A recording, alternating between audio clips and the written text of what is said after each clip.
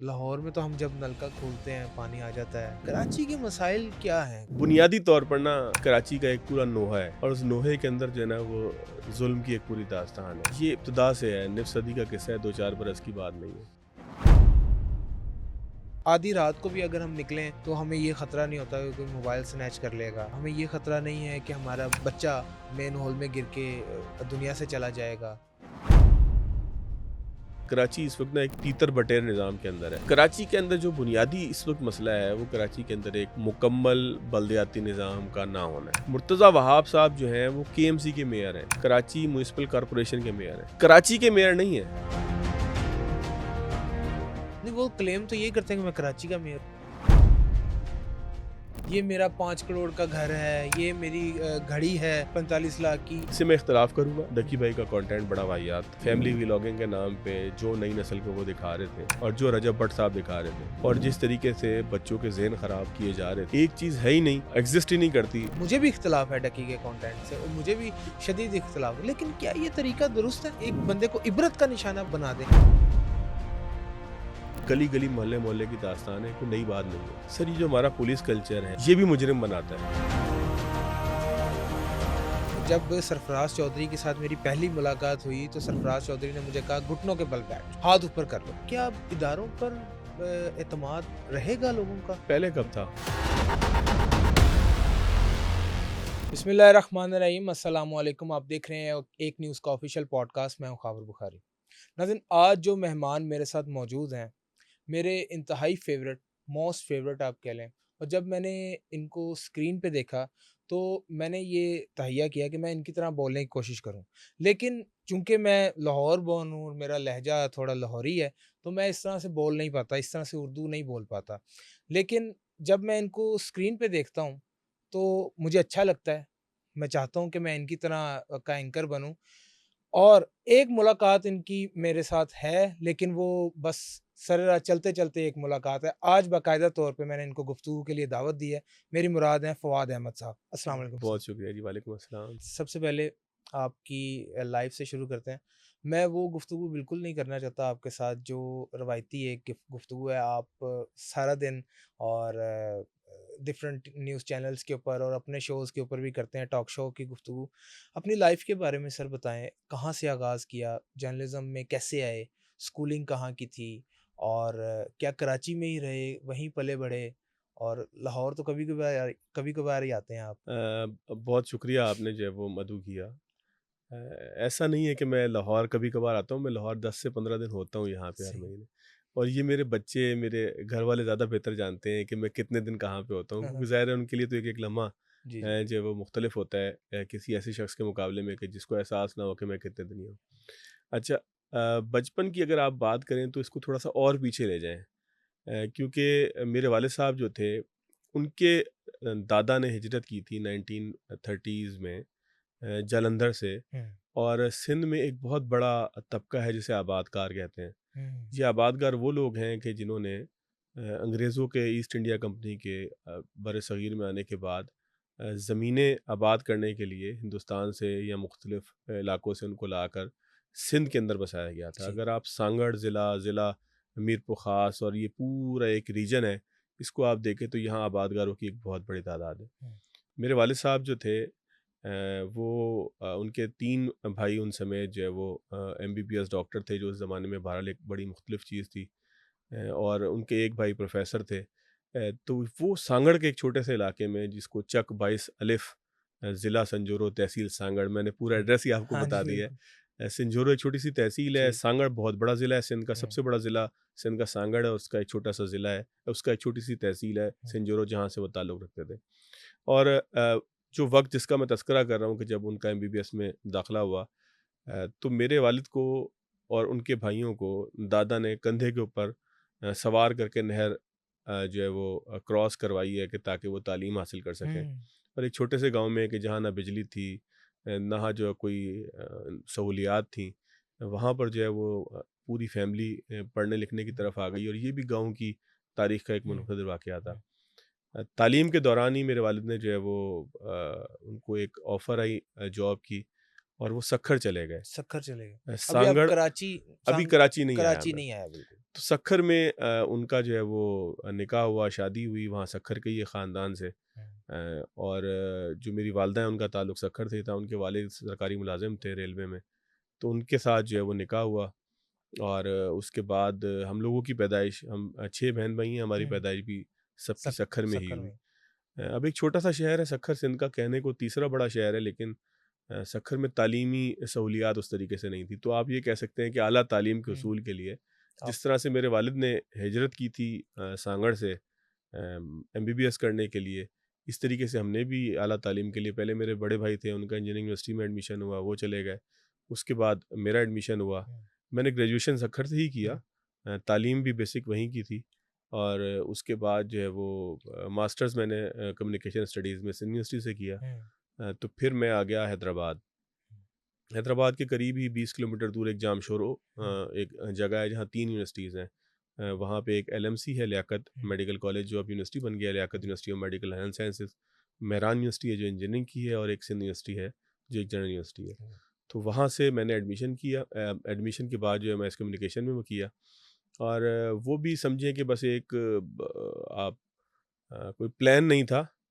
लेकिन ज़ाहिर है हिजरत आप आगे बढ़ने के लिए करते हैं। हुँ, तो मैं ये समझता हूँ कि मेरे वालिद ने एक हिजरत की, उसके बाद पहली हिजरत मेरी सक्खर से सक्कर से जामशोरो की थी। जामशोरो की। और फिर कुछ अरसे बाद मेरे पेरेंट्स भी जो है वो हैदराबाद आ गए। हुँ, लेकिन जैसे ही वो हैदराबाद आए तो मैं फिर कराची चला गया। कराची आप आ क्योंकि रोज़गार के लिए कराची एक ऐसी जगह थी कि जहाँ सूरत हाल बाकी शहरों के मुकाबले में बेहतर थी। और हुँ, ख़ास तौर पे अगर सहाफ़त की आप बात करें, तो पाकिस्तान में सहाफ़त तो है भी 2 से 3 शहरों की। शहरों के लाहौर, कराची, इस्लामाबाद, लाहौर, कराची। इस्लामाबाद ही है। इस्लामाबाद थोड़ा बेहतर है, हुँ, लाहौर, कराची इसी तरीके से है कि हुँ, चल गया तो चाँद तक, वरना शाम ना तक। शाम को। तो यहाँ पे सहाफ़त इसी तरीके से। जब आप कराची आए, इतना बड़ा शहर और इतने इतने ज़्यादा लोग, इतनी आबादी, इतना कंपटीशन, तो पहली जो जॉब थी, कैसे मिली?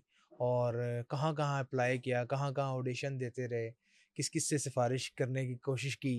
कि किसी की सिफ़ारिश भी करवाई या फिर अपने मेरिट पे ही आपने बस कहा कि मुझे मिल जाएगी और मुझे किसी की ज़रूरत नहीं है? मेरिट तो ज़ाहिर है कि पाकिस्तान में मेरिट तो हमेशा से पामाल ही है ना। हुँ, हमें अंदाज़ा उस वक़्त हुआ कि जब यूनिवर्सिटी में जून-जुलाई की छुट्टियाँ हुई, तो हमने सोचा कि जब मैं कह रहा हूँ तो इसका मतलब एक से ज़्यादा लोग हैं। तो मिक्सिंग। 3-4 दोस्त और भी थे, हमने सोचा कि यार इंटर्नशिप करने चलते हैं। हुँ, और इंटर्नशिप के लिए 2 ऑप्शन थे।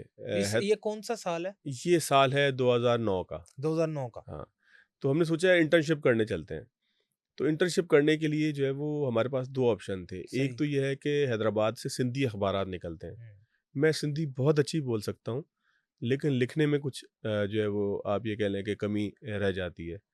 और सिंधी एक बड़ी मज़बूत और एक बड़ी जामे किस्म की ज़बान है। सिंधी पंजाबी की तरह नहीं है। हुँ। सिंधी का एक अपना रस्मुल ख़त है, सिंधी के अंदर बाकायदा अदब मौजूद है, लिटरेचर जी, सिंधी का बिल्कुल, बहुत बिल्कुल। गहरा है, शायरी है, सब कुछ। सिंधी एक बड़ी मुख्तलिफ़ किस्म की ज़बान है। हुँ, तो या तो ये था कि वहाँ से निकलने वाले सिंधी अखबारात जो कि बहुत अच्छे थे उस वक़्त में, जब मैं बात 2008-9 की कर रहा हूँ, उस हुँ। वक़्त ये बहुत बड़े अखबार थे। अखबार थे। अब तो ज़ाहिर है अखबार की सनत का ज़वाल है, तो ज़वाल। अखबार को उस तरह से आप लोग वैल्यू नहीं देते।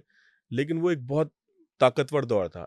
दूसरा ऑप्शन ये था कि किसी ब्यूरो के अंदर काम किया जाए, और हैदराबाद ब्यूरो बहुत छोटे शहर का एक ब्यूरो जिस तरह से होता है वैसे ही हुँ, था। तो हम दोस्तों ने फैसला किया कि कराची जाकर जो है ना वो किस्मत आज़माई की जाए। कैन यू बिलीव कि कराची में इंटर्नशिप भी हमें देने के लिए कोई तैयार नहीं था। अख तब अखबार से लेके टीवी तक किसी जगह पर कोई इंटर्नशिप देने के लिए तैयार नहीं था।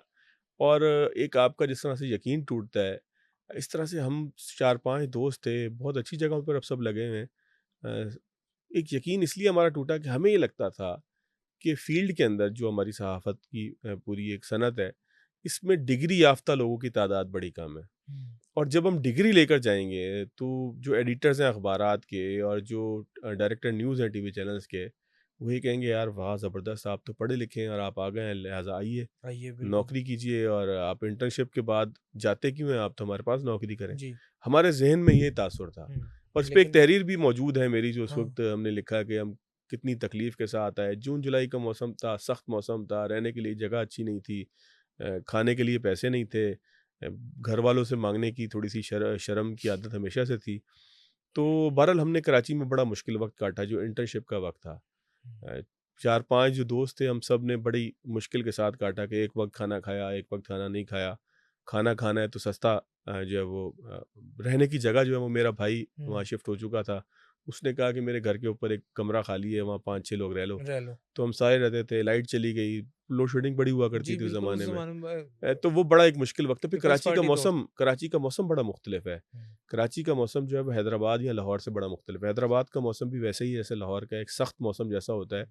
कराची के मौसम में ना नमी है हाँ, और उस नमी की वजह से आपको ऐसा महसूस होता है जैसे आपका साँस घुट रहा हो। अब हुँ, तो मैं इतने अरसे बाद आदी हूँ उस मौसम का, मुझे कोई तकलीफ़ नहीं है उस मौसम में। लेकिन वो वक़्त हमारे लिए बड़ा तकलीफ़ देह था कि जब बिजली चले जाए और आपका पसीना भी खुश्क ना हो। खुश ना हो। तो इंटर्नशिप के वक़्त मुझे ये अंदाज़ा हो गया कि जो मैं समझ रहा था कि मैं मैस कम्युनिकेशन की डिग्री लेकर जैसे ही पहुँचूँगा, तो वेलकम और खुशामदीद का एक नारा बुलंद होगा और लोग कहेंगे, "वाह भई वाह! पढ़े लिखे हुँ, जवान आए हैं।"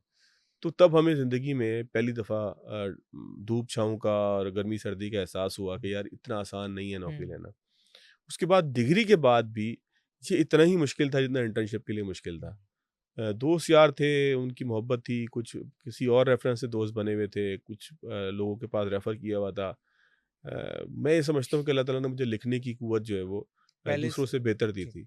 तो मैंने पाकिस्तान का एक बड़ा रोज़नामा था जंग, उसमें उसके मैगज़ीन के लिए जो है वो लिखना शुरू किया और मैं नाम लेके शुक्रिया अदा करूँगा, मेरे एक दोस्त हैं अदनान रज़ा। अदनान रज़ा। इस वक़्त भी एक बड़े प्रोग्राम के प्रोड्यूसर हैं। उन्होंने जो है वो मुझे जिस मौके पे शायद हमारे पास खाने के पैसे नहीं थे, तो उन्होंने मुझे बड़ा जो है वो सपोर्ट किया कि यार आप लिखो, इधर लिखो क्यों। घबराहट होती थी सर कि अगर मैं कामयाब ना हुआ इतने बड़े शहर के अंदर और मुझे उस तरह से मौका ना मिला, तो मैं क्या करूँगा? कभी फ़ील्ड चेंज करने का आपने उस ज़माने में कभी सोचा? अच्छा मेरे पास ना एक छोटी-सी ऑफ़र थी, कोई ₹5000 माहाना की हैदराबाद से हुँ, और मेरा एक दोस्त जिसके साथ मैं इंटर्नशिप करने आया था, उन 5-6 में से एक दोस्त काशिफ़ उसका नाम है, वो वहाँ पर हैदराबाद में था। हुँ, तो मेरे पास एक ये ऑप्शन था कि मैं यहाँ पे कराची से सामान समेट के हैदराबाद चला जाऊँ और मैं इस बात को एक मिरेकल समझता हूँ, एक मौजज़ा समझता हूँ कि अल्लाह ताला ने शायद मेरे लिए जो है वो कुछ और लिखा था। मैं अगर हैदराबाद चला जाता तो शायद आज इस जगह पर ना होता कि ना जहाँ हो। पर मैं हूँ। हुआ ये कि मैं रात को मेरी जो कुल कायनात थी उसमें मेरा भाई फिर वहाँ से दुबई चला गया, जिसके से जिसके घर पे मैं ठहरा था जाके, हुँ, वो मेरा बड़ा भाई था, वो दुबई चला गया, 2 हुँ, साल ही मुझसे बड़ा है। अब दुबई जब चला गया तो वो अपना कुछ सामान छोड़ गया, उसने कहा यार ये तुम्हारा हो गया। उसमें एक कंप्यूटर भी था। कंप्यूटर पे था। तो मेरे लिए सबसे कीमती चीज़ वो कंप्यूटर थी और मैंने सोचा कि यार इसको चादर में बाँध के तो सुबह बस अब हैदराबाद चले जाएँगे क्योंकि यहाँ तो नौकरी मिल नहीं रही। हुँ, और मैं थक हार के जो है ना वो सो गया कुछ 7 साढ़े 7 बजे के करीब।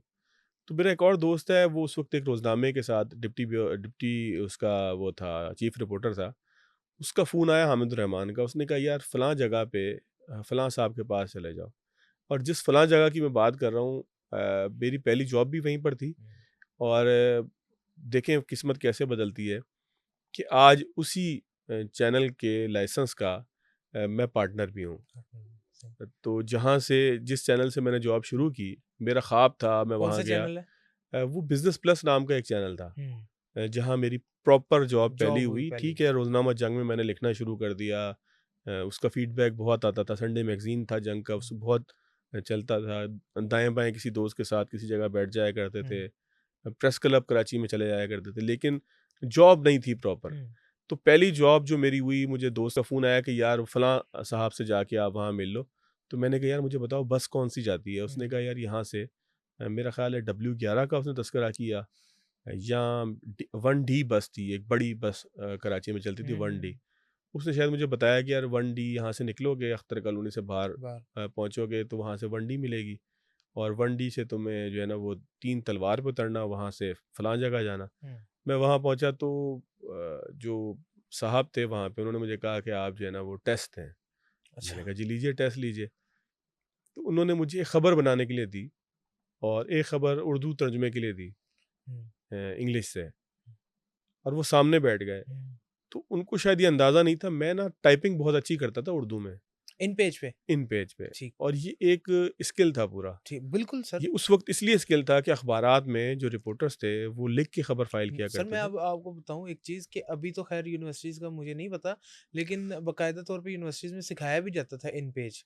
अभी मैं यूनिवर्सिटीज़ में यूनिवर्सिटी के दौर में भी एक हमारी लैबॉरेटरी पब्लिकेशन थी सिंध यूनिवर्सिटी की एक मैगज़ीन था, शऊर के नाम से और जी। रोशनी के नाम से अखबार था। पूरे पाकिस्तान में किसी और जगह नहीं निकलता था। हमारी यूनिवर्सिटी में इतना बजट था कि उसका प्रॉपर एक एडिटर रखे हुए थे, मेरे उस्ताद हैं वो। तो वहाँ पर भी जो है ना, वो मेरी खबर मुझे फीडबैक आता था कि आप बहुत अच्छी खबर फाइल करते हैं। सही। तो शायद आप ये कह लें कि आज के बच्चों के लिए उर्दू शायद कोई चैलेंजिंग चीज़ है। हुँ, मेरे अपने बच्चे हैं छोटे-छोटे से, उनको हुँ, उर्दू बहुत बुरी लगती है। हुँ, लेकिन उर्दू और उर्दू के ऊपर अबूर जो है ना मेरा उस वक़्त से था। हुँ, लिखना पढ़ना मुझे कभी भी इतना मुश्किल नहीं मुश्किल रहा। नहीं लगा। तो मैंने जो है ना वो जब उनके सामने बैठा तो मैंने बड़ी तेज़ी के साथ जो है वो, तो उन्होंने मुझे सामने कहा कि यार सामने टीवी देखो और टीवी पे जो टिकर्स आ रहे हैं इनको टाइप करो। हुँ, तो मैं रियल टाइम में बगैर देखे टिकर्स टाइप करता रहा। तो उससे वो बड़े खुश हुए, कहने लगे यार मुझे तो ऐसा ही बच्चा चाहिए था। हुँ, तो तनख्वाहें उस वक़्त भी नहीं मिला करती थी। नहीं देते थे। मिलने से मुराद मेरी ये है कि बहुत लेट थी बहुत लेट थी। और बिज़नेस प्लस में बहुत ही लेट थी। हुँ, तो उन्होंने मुझे 15,000 रुपए के ऊपर वहाँ पे रख लिया अच्छा। और वहाँ पे मुझे एहसास हुआ कि यहाँ ना बड़ा गुंजाइश है काम करने की। क्योंकि तनख्वाह ना मिलने की वजह से, कम स्टाफ होने की वजह से बड़ी बेदिली थी लोगों के अंदर। हुँ, मुझे क्या चाहिए था, अंधा क्या चाहता है दो आँखें। 2 मैं आँखें। सुबह जाता था, शाम आता था, फिर मैं शिफ्ट इंचार्ज वहाँ पर बन गया। फिर मैं वहाँ पे प्रोग्रामिंग में, बड़े-बड़े एंकर हैं आज जो पाकिस्तान के बड़े एंकर्स भी हैं जो वहाँ पे हमारे साथ काम किया करते हुँ, थे। शाहज़ेब खानज़ादा साहब वहाँ काम जी। करते थे, जैस्मीन मंसूर काम करती थी, मुबश्शिर लुकमान काम करते हुँ, थे। ये ये सारे आपके कोलीग रह ये चुके हैं। सामने हमारे बैठा करते थे एक हाँ, दीवार के उस तरफ। तो मैंने जो है वो इन सारों के साथ हमने, मतलब एक दीवार भी कौन-सी, वो जो एक लकड़ी का एक पार्टीशन होता है, पार्टीशन। उसके उस तरफ ही लोग बैठा करते थे। प्रोग्रामिंग डिपार्टमेंट एक तरफ था, न्यूज़ डिपार्टमेंट इधर था। बिज़नेस प्लस के हालात मुनासिब ही थे क्योंकि एक वो स्पेसिफिक बिज़नेस चैनल था, लेकिन उसमें खबरें आती थीं। तो कराची में ज़ुल्फ़िकार मिर्ज़ा वज़ीर दाखिला थे। हुँ, हुँ, मिर्ज़ा साहब ने कुछ कौमियत के हवाले से कोई नाज़ेबा अल्फ़ाज़ कहे, काबिल एतराज़ अल्फ़ाज़ कहे। अल्ताफ़ हुसैन साहब का पीक होता था। तो हड़ताल कुछ ऐसी हुई कि सड़क पे एक गाड़ी नहीं थी हुँ, और मेरे डायरेक्टर न्यूज़ ने मुझे कहा कि यार ऑफ़िस पहुँचना है और तुम्हारे अलावा कोई नहीं पहुँच सकता। मैं करीब भी रहता था और दूसरा उनको पता था ये बिल्कुल ही फ़ारिग है, इसको जहाँ जिस वक़्त बुलाओगे, इसको नाइट शिफ्ट में बिठा दोगे, इसको जो काम दोगे ये कर लेगा। हुँ, कुछ एंकर्स ऐसे भी आते थे, अच्छा नहीं लगता नाम लेना, लेकिन कुछ ऐसे एंकर्स भी थे कि आज भी मेरे पास ईमेल में उनको भेजे हुए टेक्स्ट की ईमेल होंगी कि जिनको पूरा प्रोग्राम मैं लिख के दिया करता था कि कर कि लो। आपने क्या सवाल करना है, कैसे सवाल करना है। मैं ये समझता हूँ कि बिज़नेस प्लस में मुझे इतना मौका मिला, स्पैन बड़ा छोटा था, हुँ, लेकिन मुझे खुल के खेलने का मौका मिला। सीखा आपने बहुत कुछ वहाँ से। यहाँ तक कि ज़ुल्फ़िकार मिर्ज़ा साहब का जो मैंने तज़किरा किया, वहाँ पे मैं अकेला था जो ऑफ़िस पहुँचा। हुँ, तो मुझे हमारे जो डायरेक्टर न्यूज़ थे, सोहेल साहब, उन्होंने कहा कि यार तुम ऐसा करो कि खबरें भी तुम ही पढ़ दो। तो मैं वहाँ पर बैठ भी गया उसके लिए, खबरें पढ़ने के लिए। यहाँ से आपका आगाज़ हुआ एंकरिंग का। नहीं, एंकरिंग का आगाज़ अभी नहीं हुआ। अच्छा, एंकरिंग का आगाज़ अभी नहीं हुआ, ना मैंने खबरें। कभी सोचा था हुँ, एंकर बनने का, मैं अभी आपको आगे बताता हूँ। हुँ, तो मैं जो है ना वो उसपे बैठ के हमने खुद खबरें बनाई, खुद खबरें पढ़ी, सारे काम खुद किए। हुँ, क्योंकि ऑफ़िस में कोई और था ही नहीं, चैनल को चलाना था, हुँ, तो अकेले चैनल को चलाया क्योंकि वाक़ई पिक एंड ड्रॉप किसी खातून का नहीं था। हाँ, पीसीआर, एमसीआर के जो लोग थे वो आ चुके थे आ चुके हैं, सही। और वो नाइट में नहीं चला करता था चैनल, अब तो चैनल 24 घंटे चलते हैं क्योंकि जी, वो जी। बिज़नेस के हवाले से था। एंकरिंग की जो आपने बात की, एक दफ़ा मुझे इसी दौरान जब मैं यहाँ काम कर रहा था, 2010 इ 9-10 की 9 बात है द ये। 10 से अब ये इसके आस-पास की बात ही है, ये ठीक। सारा वाक़यात उसी वक़्त के बाद, क्योंकि उसके बाद फिर मैं 2011 में मैंने जो है वो जिस इदारे में मैं हूँ, मैंने ये जॉइन कर लिया, तो वो हुँ, भी मैं आपको स्टोरी जी, जी। सुनाता हूँ। तो हुआ ये कि एक दफ़ा मुझे ना ऑफ़र आई, एक अपना टीवी होता था। हाँ जी। ये एक पार्टी है जिसके पास अब तक न्यूज़ है। हाँ जी, बिल्कुल। इनका ना एक पंजाबी चैनल होता था अपना के नाम से हुँ, और इनकी फ़िक्स सैलरीज़ थी, मिलती भी थी, सब कुछ था। तो मेरे बहुत सारे दोस्त इसमें काम किया करते थे। तो मुझे वहाँ से ऑफ़र आई कि आप जो है वो आएँ और मेरा ख़्याल है कॉपी एडिटर के लिए कोई जॉब थी। अच्छा। तो मैं जब देने गया तो उनके जो डायरेक्टर न्यूज़ थे उन्होंने कहा कि यार आप खबरें पढ़ें। हुँ, और मैंने ज़िंदगी में पहली दफ़ा मेकअप करवा के एक ऑडिशन भी दिया खबरें पढ़ने का। फिर मेरे कुछ दोस्त यारों ने कहा कि यार तुम रीजनल चैनल में चले जाओगे, यानी कि पंजाबी चैनल कराची से चलता था। हुँ, उन्होंने कहा यार तुम रीजनल चैनल में चले जाओगे तो इसको छोड़ो एंकरिंग के। मुझे बड़ा एक अच्छा सा लगा कि यार शायद मैं खबरें पढ़ना शुरू कर दूंगा। लेकिन एक तो मैं पंजाबी बहुत अच्छी बोल नहीं पा रहा था। हुँ, टू बी वेरी फ्रैंक मैं ये कहूँ कि नहीं, मैं बहुत अच्छी पंजाबी बोल रहा था।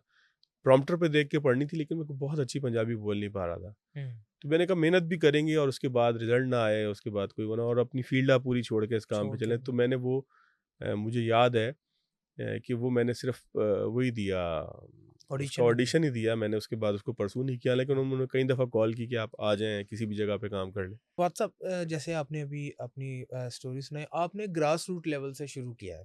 आपने बहुत टफ टाइम भी देखा है। क्या कभी ऐसा भी मौका आए फील्ड के अंदर, जो पैराशूटर्स हमारी फील्ड के अंदर काफ़ी होते हैं, जो कहीं से बड़ी सिफ़ारिश लगा लगा कर आते हैं और उनको ज़्यादा मौके मिल जाते हैं, वो ज़्यादा आगे निकल जाते हैं। तो जो ग्रास रूट लेवल से मेहनत करते हुए आ रहे होते हैं, उनके दिल में होता है कि ये गलत हो रहा है फील्ड में, ये इस्तेहसाल जो है, ये नहीं होना चाहिए। आपके साथ कभी ऐसा वाक़या कोई पेश आया है कि आपने इतनी मेहनत से किसी जगह पे अप्लाई किया हो और वहाँ पे जनाब पैराशूटर पहले ही सीट पे बैठे हों? तो इस तरह का। अच्छा, मैं थोड़ा-सा ना रियलिस्टिक आदमी रहा हूँ हमेशा से। मैंने ना ब 2-3 तरह के लोग होते हैं दुनिया में। बहुत से लोग ऐसे होते हैं कि जो अपनी हर नाकामी का ज़िम्मेदार किसी और को किसी और ठहराते को हैं। ठहराते हैं। मैं पर्सनली बिलीव ये करता हूँ कि आप नाकामी, कामयाबी अल्लाह के की तरफ से ज़रूर होती है, लेकिन आप खुद अपनी जो है वो जगह बना रहे होते हैं। बिल्कुल। और शायद मुझे किस्मत में चीज़ें भी बड़े अच्छे तरीके से मिलती गईं। मैं अपने आप को खुशकिस्मत इंसान समझता हुँ, हूँ। अगर कभी ज़िंदगी में मुझे हिसाब करना पड़े तो मैं ये समझूँगा कि मैंने बड़ी भरपूर ज़िंदगी गुज़ारी है। रिग्रेट हर किसी के होते हैं ज़िंदगी में, कमी-कोताही हर किसी की होती है, ख़्वाहिशात हर किसी की होती हैं। और लेकिन ज़िंदगी का हुस्न यही है कि आप ख़्वाहिशात हुँ, पे काबू पाएँ और लालच ना करें। हुँ, मैं अगर मुझसे आज कोई पूछे तो मैं अपनी ज़िंदगी का जो निचोड़ समझता हूँ, ये है कि लालच से बचें, हुँ, मायूसी से बचें और अपनी नाकामी को रियलिस्टिक होकर सच। दूसरे पे ना डालें। मैं ये कहूँ कि यार ये पॉडकास्ट इसलिए मेरा ख़राब आया कि ख़ावर साहब ने मेरे साथ जो है बड़ी ज़्यादती कर हुँ, दी। मुझे ये भी सोचना चाहिए कि मैंने ऐसा मौका क्यों दिया क्यों कि दिया? जिसमें ज़्यादती हुई। बहरहाल ज़िंदगी को देखने का अपना-अपना प्रोस्पेक्ट है। पैराट्रूपर्स के हवाले से ना ये आपको ये ज़रूर होता है कि कहीं आपको लगता है कि आपके साथ ज़्यादती हुई है। लेकिन मेरा ख़्याल है कि ज़िंदगी के अंदर ना आपको खुद जद्दोजहद करके रास्ता बनाना होता है। बजाय इसके कि आप इसी चीज़ के ऊपर सोचते रहें कि यार फ़लाँ ने मेरे साथ ऐसे क्यों हुँ, किया, हर्ट मैं भी होता हूँ।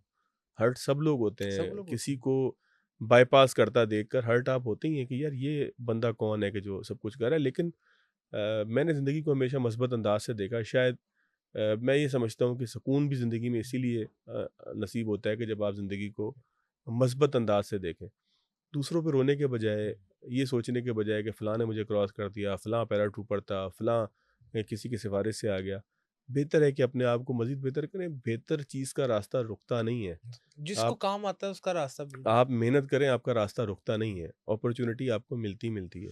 मायूस मैं भी ज़िंदगी में बहुत मर्तबा हुआ हूँगा, लेकिन मैंने ये सीखा कि रास्ता मिलते ही अगर आप जद्दोजहद करते रहें, काम करते रहें। आप को पहला अपना प्रोग्राम याद है जो वैसे तो आपने कहा कि मैं एक राइटर भी हूँ, आपको लिखने का बहुत शौक था।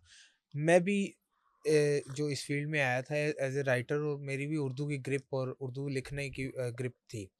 तो एंकरिंग की तरफ आप कब आए? और कैसे ये शौक पैदा हुआ कि अब मैंने एंकरिंग करनी है? एंकरिंग का शौक नहीं था मुझे। अच्छा, मैं ये कहूँ कि मैं अपनी मर्ज़ी से एंकरिंग में आया, ऐसा नहीं है। खुद बनाया गया। मैंने ना 2011 में इस इदारे को जॉइन किया कि जहाँ पर मैं 11 से लेके 2023 तक का मेरा सफ़र है। लोग ये समझते हैं कि कोई ओवरनाइट सीईओ बन जाता है किसी इदारे नहीं, का। नहीं। मैंने 2011 से लेके 2023 तक इस इदारे को दिन-रात, सुबह-शाम सर्व किया है।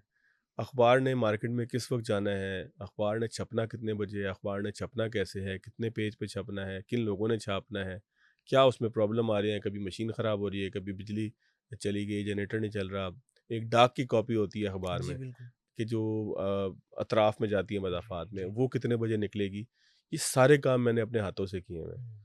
सर्दी से लेके गर्मी और गर्मी से लेके ख़िज़ां बहार, मैंने सारे मौसम जो है वो बड़ी मेहनत से काटे हैं। तो मैंने ये तमाम चीज़ें की हैं 2011, 12, 13, 14, 15, 16, 17, 18, 19, 20, 21, 22, 23, 23 तक। 23 तक। ओह! मैंने मार्केटिंग कैसे होती है, ये भी देखा है। किसी और के मुकाबले में मुझे बहुत अच्छे से पता है कि टीवी के अंदर कमर्शियल सेल्स कैसे होती है। इसके अलावा क्या काम ऐसा है, डीएसएनजी कैसे बनती हैं, डीएसएनजी चलती कैसे हैं, डीएसएनजी का इक्विपमेंट कहाँ से आता है, स्टूडियोज़ कैसे बनते हैं, लाइटें कहाँ से बनती हैं, लाइटें कैसे परचेज़ की जाती हैं। हुँ, इससे लेके सहाफ़त में एक-एक चीज़ तक हुँ, कि ओसी क्या होता है, वीओ क्या होता है, एडिटिंग क्या होती है, कॉपी लिखना क्या होता है, कॉपी के अंदर जो है वो क्या चीज़ें उसको खूबसूरत बनाती हैं, पैकेज कितने ड्यूरेशन का होना चाहिए, पैकेज किसको कहते हैं, ये तमाम चीज़ें जो ना मैंने अपने हाथों से की हुई हैं, सब सीखी कुछ। हुई हैं। मेरे पास इस तमाम चीज़ों के हवाले से एक अमली तजर्बा है। ठीक। ऐसा नहीं है कि कोई चीज़ मेरे हाथ से निकली हुई है हुँ। या मैंने किसी चीज़ को सीखा नहीं है। अखबार के दौर में सब एडिटिंग कैसे होती है, रिपोर्टिंग कैसे होती है, सुर्खी कैसे निकाली जाती है, प्रेस रिलीज़ को रिपोर्ट में कैसे बदला जाता है, मैगज़ीन रिपोर्ट क्या होती है, फ़ीचर क्या होता है, ये तमाम चीज़ें भी मैंने अपने हाथ से की हैं। फिर इसके बाद इसकी ऑपरेशनल साइड भी मुझे बड़े अच्छे से पता है, क्योंकि ये तमाम काम मैंने किया है। एंकरिंग का ये हुआ था कि हमारे जो मेरे मेहरबान हैं, जो चैनल के हमारे चेयरमैन हैं, चौधरी अब्दुर्रहमान साहब, अब्दुर्रहमान साहब। उन्होंने मुझे कहा कि तुम्हें ना तुम बोलते ठीक हो तो तुम्हें प्रोग्राम करना चाहिए। अच्छा। तो मैं थोड़ा-सा ये उसमें कब की बात है तो? 2018 की 2018 की। सितंबर 2018 की 6 सितंबर को मेरा पहला प्रोग्राम आया था। हुँ। मैंने कशमाला तारिक साहिबा का हाँ। इंटरव्यू किया था। उसकी वजह ये थी कि वो एक इंसदाद हिरासियत का हुँ। एक सेल नया-नया बना था। फेप्यूसा या मुझे नाम उसका ठीक से याद नहीं है, वो उसकी सरबराह थी। यानी कि काम वाली जगहों पे जो ख़वातीन को हिरासमेंट फ़ेस करना पड़ती है, उसकी कंप्लेन के ठीक। हवाले से थी। तो मैंने पहला इंटरव्यू उनका किया था 4 या 3 सितंबर को, और वो भी ऐसे था कि मुझे नसरुल्लाह मलिक साहब ने कहा कि यार बस प्रोग्राम करना है ते जल्दी तैयार हो जाओ। अच्छा। और 11 बजे उस वक़्त मुझे स्लॉट मिला था, जुम्मा हफ्ता इतवार। नियो लॉन्च 2015 में हुआ। 15 में हाँ, हुआ। मैं आप लॉन्चिंग टीम में था, मेरे लॉन्चिंग टीम हाँ, में थे। लॉन्चिंग बिल्कुल, टीम आप में, तो तो मैं फिर क्योंकि मैं फिर इब्तिदा से नई बात 2010-11 से नई बात में काम नई कर रहा बात था। में काम कर रहे हो। तो बहरहाल 2018 में मैंने पहला प्रोग्राम मेरा सितंबर में आया, और प्रोग्राम को मैंने मुख्तलिफ तरीके से चलाने की कोशिश की। मेरे पास एक ऑप्शन तो ये था कि मैं जिस तरह से सब लोग प्रोग्राम करते हैं वैसे करता। हुँ। अगर कुछ लोगों को याद हो तो उस वक़्त उसका नाम था नई बात फवाद अहमद के साथ। नई बात। मैंने कौन-सा गली कूचा किसी चीज़ के हवाले से छोड़ा कराची का, चाहे वो उस वक़्त बड़े वायरल होते थे। ये वायरल होने की चीज़ जो है ना, ये 2018 में इतनी ज़्यादा नहीं थी जितनी हुँ। आज आज है। 2025 में आज के बच्चों को पता है। बिल्कुल। उस वक़्त एक साहब थे, उनका नाम था अल्लामा ज़मीर अख्तर अल्लामा नकवी साहब। ज़मीर अख्तर नकवी साहब। और जिस वक़्त मैं बात ये आपको कर रहा हूँ ज़मीर अख्तर नकवी साहब की, दूसरा या तीसरा मेरा प्रोग्राम होगा जो मैंने उनके साथ किया था। क्योंकि हुँ। मैंने पहला प्रोग्राम किया इस्लामाबाद से, उसके बाद मैं कराची चला गया, हुँ। और कराची जाके मैं हंटिंग शुरू हो गया कि मैंने प्रोग्राम करना कैसे है। हुँ। 1 हफ़्ता मुझे मिल गया क्योंकि मैंने संडे का प्रोग्राम किया था, और उसके बाद अगले फ्राइडे तक जो है मेरे पास टाइम था। ठीक। तो वहाँ पर मैंने ना अल्लामा ज़मीर अख्तर नकवी के हवाले से मालूमात शुरू की कि ये कौन है, कहाँ से है? क्योंकि कुछ लोगों ने कहा ये इंडिया से ताल्लुक़ रखते हैं, लोगों हुँ। को पता नहीं था। ये तो इंटरनेट जब बाद में आया तो लोगों को पता लगा कि ये पाकिस्तान से पाकिस्तान से। मैंने अल्लामा साहब को ढूँढा और मैं उनके घर पहुँच गया ब टाइम लेके उनसे। अल्लामा साहब का इंटरव्यू जो था वो मेरा समझें कि आप दूसरा जो इंटरव्यू मैंने ये दूसरा प्रोग्राम जो मैंने किया वो अल्लामा ज़मीर अख्तर नकवी का इंटरव्यू था। तो उस इंटरव्यू के बाद क्या एनसाइक्लोपीडिया था वो बड़ी शख्स। मालूमात थी उनके पास, बड़ी खूबसूरत सी लाइब्रेरी थी उनकी। हुँ। मैं बल्कि आपको उनका भी पूरा मामला सुनाता हूँ कि हम लोग उनके घर पहुँचे, उन्होंने इस्तकबाल किया। उनको किसी ने, मेरा ख़्याल है मुझसे पहले टीवी चैनल्स में तो किसी ने देखा भी नहीं था करीब से। वो लोग ये समझते थे कि ये इंडिया से इंडिया ताल्लुक़ से रखते हैं, ताल्लुक़ रखो। क्योंकि यूट्यूब भी बस थोड़ा माड़ा ही था, ऐसा हाँ, नहीं था इतना कि ज़्यादा कोई नहीं। बहुत अच्छे तरीके से, बस क्लिप्स थे जो लोग देखना शुरू कर दें। तो उनकी एक बड़ी अच्छी-सी लाइब्रेरी थी, उन्होंने पूरा लाइब्रेरी का विज़िट करवाया। बड़ी खिदमत उन्होंने हमारी की। कोरोना के दौरान उनका इंतकाल हो गया, बिल लेकिन उन्होंने बड़ी खिदमत की। ये 2 साल पहले की बात है हुँ। कोविड से। और बड़े अच्छे से एक-एक सवाल का जवाब दिया, और मेरे प्रोड्यूसर साहब चाहते थे कि मैं उनको किसी बात पे उकसाऊँ। हुँ। तो जैसे वो चाहते थे मैंने वैसे उनको उकसाने की कोशिश भी की, लेकिन मजाल है कि अल्लामा साहब ने किसी बात का बुरा माना हो, नाराज़ हुए हों किसी बात पे। और वो बहुत अच्छी तबीयत के मालिक थे। लोग हुँ। जो मेरा नहीं ख्याल कि बहुत ज़्यादा लोग उनसे कोई मिले होंगे। वो लड्डन जाफ़री हाँ, वग़ैरह इस तरह के लेकिन वो किस्से। मिलने मिलाने में ना बहुत अच्छे थे, और बहुत अच्छे तरीके से मेरा उनके साथ जो है वो एक इंटरव्यू हुआ। बीच में जो है वो मुझे प्रोड्यूसर ने कहा कि आवाज़ नहीं आ रही, तो मैंने अल्लामा साहब से कहा मैं दोबारा सवाल करूँ। जब आप नए-नए होते हैं ना, आपको पसीने आना शुरू हो जाते हैं, जी, जब आप जी। गेस्ट का एक प्रेशर आपके ऊपर आता है। मैंने कहा अल्लामा साहब आवाज़ नहीं गई तो दोबारा कर लें। उन्होंने कहा दोबारा कर लो। तो अल्लामा ज़मीर अख्तर नकवी के इंटरव्यू से लेके मैंने किसको छोड़ा वहाँ पे, चाहे वो जेडीसी वाले साहब हों, उस वक़्त नए-नए आए ज़बरदस्त। थे, शतरमुख खिलाना शुरू उन्होंने किया शतरमुर्ग था। खिलाना। चाहे वो हों या जो भी हो, मतलब मैंने डॉक्टर अदीब रिज़वी एसआईयूटी के जो हैं, इनका भी इंटरव्यू किया, और ये सारे इंटरव्यूज़ मैंने जाकर किए। हुँ। ये नहीं कि जिस तरह से आज हम लोग करते हैं ना कि ज़ूम पे ऑन कर लें, ज़ूम अब पे तो ऑन बहुत कर। आसान हो गए हैं प्रोग्राम। 2-4 साल में इतनी तब्दीली आई है कि प्रोग्राम करना बहुत आसान हो गया। पहले तो डीएसएनजी जाती थी पूरा एक और अगर आप जाते थे कहीं तो पूरा टीम लेके जाते थे। कोई बुक फेयर मैंने नहीं छोड़ा कराची का, कौन-सी चीज़ मैंने कराची की छोड़ी।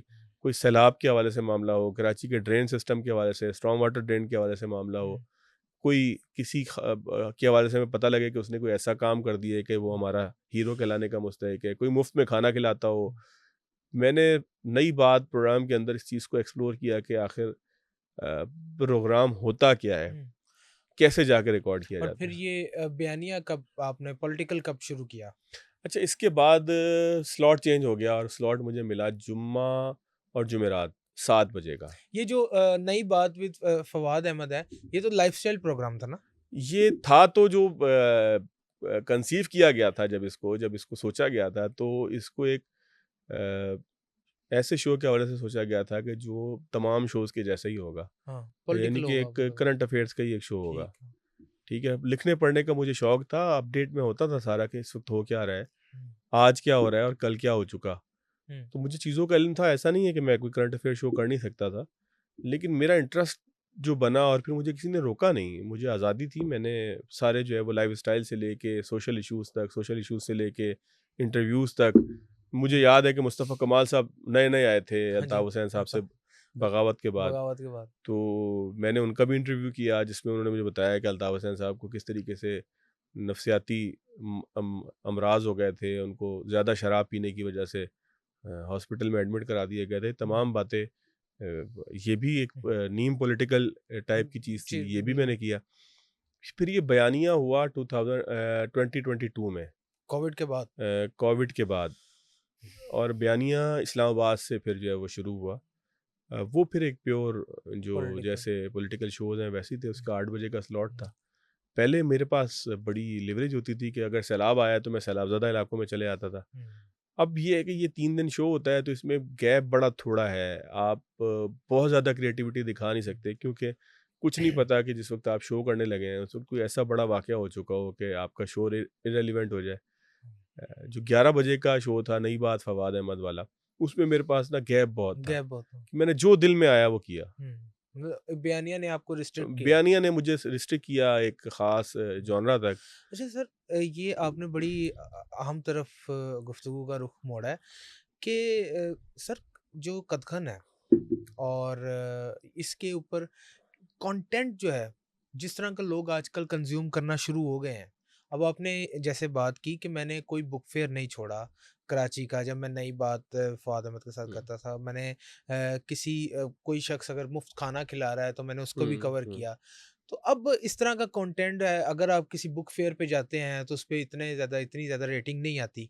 प्रोग्राम अगर आप किसी किताबों के हवाले से, खालिस्तान किताबों के हवाले से प्रोग्राम करें तो उसपे इतनी रेटिंग नहीं आती। अगर आप 2 सियासतदानों को आपस में लड़वा दें, तो वो रेटिंग जो है वो पार चली जाती है। तो क्या वजह है? अवाम इसकी वजह है या दिखाने वाले इसकी वजह है?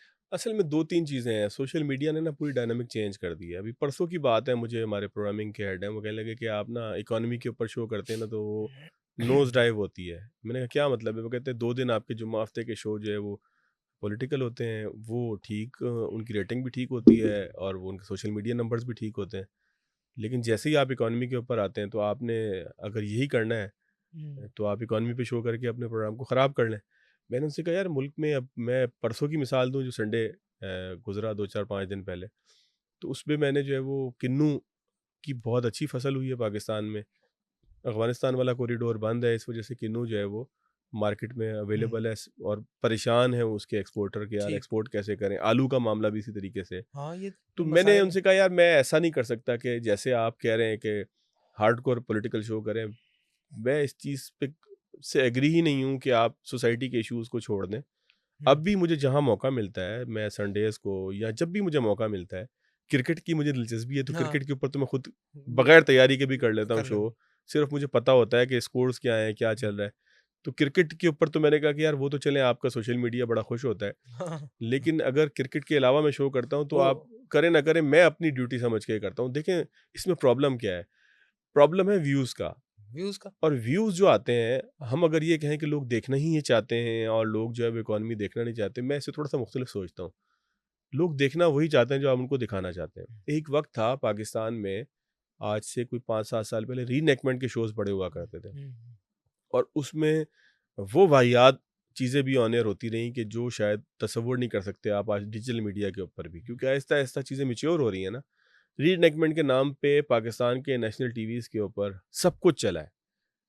हर गंदी स्टोरी रीएनैक्टमेंट के नाम पर चलती रही है, और हर टीवी चैनल के ऊपर। ये तो थोड़ा-सा मेरे व्यूअर्स के लिए इसको एक्सप्लेन मैं कर दें ये रीएनैक्टमेंट वाला आपको बताता हूँ कि रीएनैक्टमेंट। एक वाक़या हुआ, हुँ, उस वाक़ये को ड्रामाटाइज़ करके हुँ, दोबारा से बनाया गया। ठीक। यानी कि किसी जगह पे कोई हादसा हो गया, मैं उन चीज़ों के नाम लेना नहीं चाहता अखलाकी तौर पे। कोई सानया किसी के साथ हो गया, किसी खातून के साथ या किसी बच्चे के साथ।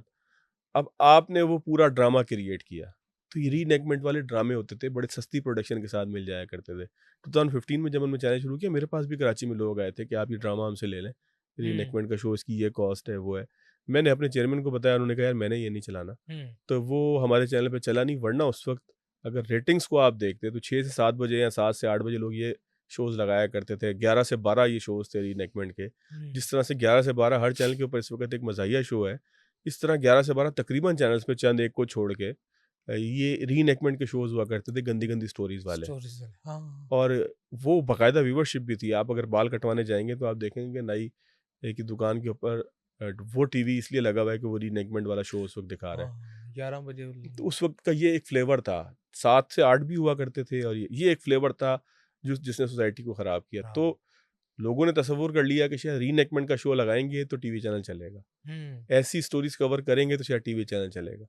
ये फ्लेवर हम खुद बनाते हैं, हुँ, और ये गंदे फ्लेवर जो हम बनाते हैं, ये खुदा इसके ऊपर हवाले से ज़रूर पूछेगा जो हम पूछेंगे। कर रहे हैं ये हुँ, काम, कि जो कुछ हम दिखा रहे हैं और सोच रहे हैं कि शायद लोग ये देखें। अब जहाँ तक बात आ गई टीवी चैनल्स की, अब मैं इस वक्त एक टीवी चैनल में बैठा आपसे बात कर रहा हूँ। गो के मीडिया हमारा सोशल मीडिया है। मैं खुद एक टीवी चैनल को देखता हूँ। होता क्या है कि हर पेज की भी एक ख़ास व्यूवरशिप बिल्ड होती है। हुँ, मेरे पेज की एक ख़ास व्यूवरशिप बिल्ड है। आप पॉडकास्ट कर रहे हैं ना, आपकी पॉडकास्टिंग देखने के लिए, तफ़सीली गुफ्तगू सुनने के लिए, मुख्तलिफ़ मामलात मसाइल के ऊपर बातचीत सुनने के लिए जो व्यूवरशिप है वो उसी हिसाब से जनरेट हुई हुई है। हाँ जी, बिल्कुल। तो आप अगर पॉडकास्ट वाले उसके ऊपर अचानक से कोई और चीज़ लगाएँगे तो वो नोज़ डाइव होगी, लोग देखेंगे नहीं वो एक उसको। रेसिपी है जो लॉक होती है वो बिल्कुल। हाँ, वो जो आपका पेज जिसने लाइक किया है, वो उसने इसलिए लाइक किया है कि उस पेज के ऊपर उसको वो चीज़ मिले। हुँ, और सोशल मीडिया के ऊपर वैसे भी स्पैन कम हो गया लोगों का टेंशन। आप हुँ, देखें ना, पहले हम वीडियोज़ देखते थे, अब रील्स की तरफ आ गए हैं, अब शॉर्ट्स की तरफ आ गए हैं। ये टिकटॉक के बाद एक जो है ना, वो एक नया एक कंटेंट का एक एक जो है वो जॉनरा क्रिएट हुआ कि रील्स आ गई। हुँ, आप 2, 3, 4 साल पहले जाएँ तो रील्स नहीं होती थी फेसबुक रील्स के नहीं होती ऊपर, थी। या यूट्यूब के ऊपर रील्स नहीं हुआ रील्स नहीं करती थी। होती। अब शॉर्ट्स। यूट्यूब पर ये जब टिकटॉक आया, तो टिकटॉक की शॉर्ट्स वीडियो का मुकाबला करने के लिए इन दोनों मीडियम्स ने भी अपने पास रील्स को जो है वो इंट्रोड्यूस करवाया। सर ये बहुत एक मैं आपसे ये जानना चाहता हूँ कि कोविड के अंदर ना पॉडकास्ट का जो दौर चला था, हुँ, वैसे तो पॉडकास्ट इंडिया में और बैरून मुल्क पॉडकास्ट बहुत ज़्यादा हो रहा था। बड़े-बड़े बड़े नाम हैं, जैसे अगर भारत से बात करें तो बियर बाइसेप वगैरह ये लोग अच्छे पॉडकास्ट कर रहे थे। पाकिस्तान के अंदर भी चंद पॉडकास्टर्स ने शुरू किया। 1-1 घंटे का, 2-2 घंटे का पॉडकास्ट होता था। कोविड के अंदर लोगों के पास टाइम था। हुँ। लेकिन अब जो है वो इवन के घंटे का पॉडकास्ट करते वक़्त डर लगता है कि लोग देखेंगे कि नहीं देखेंगे। हालाँकि बड़ी तफ़सीली गुफ्तगू हो रही होती है, बड़ी अच्छी गुफ्तगू हो रही होती है। ये नहीं कि फक्कड़पन हो रहा होता है। तो क्या समझते हैं कि सर कि ट्रेंड में तब्दीली आएगी क्योंकि आप डिजिटल मीडिया को जानते हैं, वो डिजिटल मीडिया के हवाले से भी स्ट्रैटेजी आप हुँ, बनाते रहते हुँ। हैं। कोई ट्रेंड में तब्दीली आना शुरू होगी? देखिए, ऐसा नहीं है कि चीज़ें ना बिल्कुल मार्केट से आउट हो जाती हैं। आज भी आपको रेडियो सुनने वाले लोग मिलेंगे। हुँ, आज भी आपको ऑडियो पॉडकास्ट सुनने के वाले लोग मिलेंगे। आपको पता है आईफ़ोन के अंदर ऐप है पॉडकास्ट की पॉडकास्ट अपनी। मुझे पता वो सर। सब्सक्राइब जी, करेंगे तो एप्पल पॉडकास्ट के ऊपर जो है वो आपको मुख्तलिफ पॉडकास्ट मिलेंगे। जी सर। मेरे ऐसे बहुत सारे दोस्त हैं कि जो लंबे रूट पे जब सफ़र कर रहे होते हैं, लंबा रूट से मुराद कराची में नॉर्मल रूट भी 1 घंटे का होता है। हुँ, तो वो सारे रास्ते पॉडकास्ट सुनते हुए जो है वो आ रहे होते हैं। और ट्रेडमिल पे काफ़ी लोग सुनते मैंने हैं। खुद भी जितने भी पॉडकास्ट देखे हैं, उनको मैंने वीडियो में नहीं देखा, ऑडियो पे लगा के देखा है। यानी कि वीडियो चलते रहे हुँ, फ़ोन में साथ-साथ, और ऑडियो के ऊपर जो है वो आते रहे। हुँ, अभी पिछले दिनों एक अफ़गानिस्तान के हवाले से एक पॉडकास्ट था, तो मैं बेचैन था, मैं जल्दी से जाके गाड़ी में बैठूँ और सुनते हुए जाऊँ सुनते इसको। हुए। बीच में ठीक है कॉल्स आती रहीं। लोगों के पास टाइम कम नहीं है, टाइम मैनेज मुख्तलिफ तरीके से हो रहा है, हुँ, अटेंशन स्पैन कम हो गया है हाँ, आपका। आपको पता है ये एक ज़हनी बीमारी है बीमारी है कि बिल्कुल। आप अटेंशन ना कर पा रहे हो। सर गोल्ड फिश से भी कम अटेंशन स्पैन रह गया तो है। हमारा जो इस ख़ास तौर पे इसका इम्पैक्ट ना मेरी आपकी एज के ऊपर नहीं है। हुँ, आप मुझसे छोटे हैं, जी, आपकी एज के ऊपर भी ये नहीं है। अब जो नए बच्चे आ रहे हैं इनका अटेंशन स्पैन जो है ना वो और कम है। ये एक ऐसी सोसाइटी के अंदर जो है वो प्रॉब्लम एक क्रिएट होनी है आने वाले वक्तों के अंदर, क्योंकि आप जब काम पर होते हैं, अभी आप पॉडकास्ट कर रहे हैं, अगर आपका दिल भर जाए, हाँ जी, 1 मिनट बाद आपका दिल भर जाए, तो शायद दूसरे दिन ही आपका चैनल आपको कहे कि यार अल्लाह हाफ़िज़ भाई, अल्लाह तुम तो हाफ़िज़। 1 मिनट से ऊपर की बात ही नहीं कर पाते। हाँ, उनको भी आपसे 90 मिनट का, 60 मिनट का, 30 मिनट का पॉडकास्ट पॉडकास्ट चाहिए। चाहिए, उनको भी आपसे जो है वो इतना छोटी-सी गुफ्तगू नहीं गुफ्तगू चाहिए, नहीं चाहिए। क्योंकि आपका जॉनर अलग है ना। हाँ जी, उनको 40 सेकंड का पैकेज नहीं चाहिए आपसे, वो रिपोर्टर ने देना है, वो दे देगा अपना दे काम देगा। कर लेगा। हुँ, आपसे उनको पॉडकास्ट ही चाहिए जिसमें तफ़सीली गुफ्तगू हुँ, हो, जिसमें खुलकर बातचीत हो, बिल्कुल। और जो बात नेशनल टीवी पे शायद टाइम ही नहीं होता, 33-35 मिनट का प्रोग्राम जो होता है उसमें टाइम ही नहीं होता। हुँ, ना आपकी ऑडियंस वो जनरेट होती है कि जो टीवी पे लोगों के हवाले से या मुख्तलिफ चीज़ों के इन डेप्थ सुनना चाहती हो। सर अब अभी जो हो रहा है ना वो ये हो रहा है कि पहले तो 30 सेकंड की रील निकलती थी या 60 सेकंड की रील निकलती थी। अब जो रील जो रेवेन्यू कमा रही है वो 10 सेकंड की है। हुँ।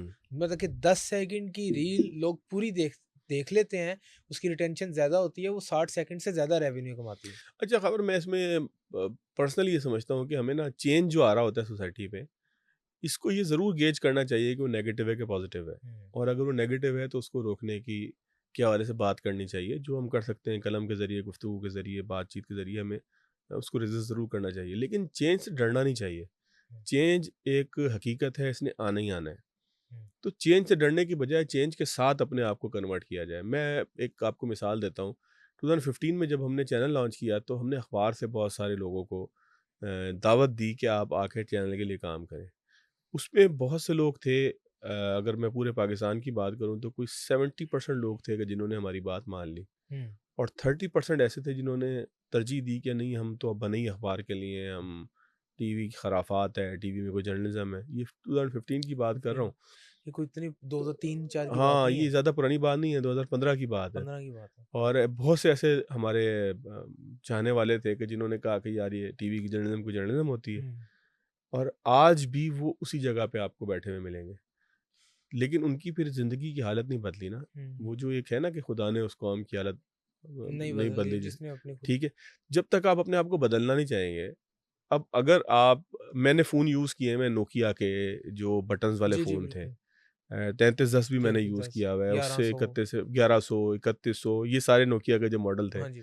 वो भी यूज़ किए हैं, और अब ये जो स्मार्टफ़ोन है ये भी यूज़ कर रहा हूँ।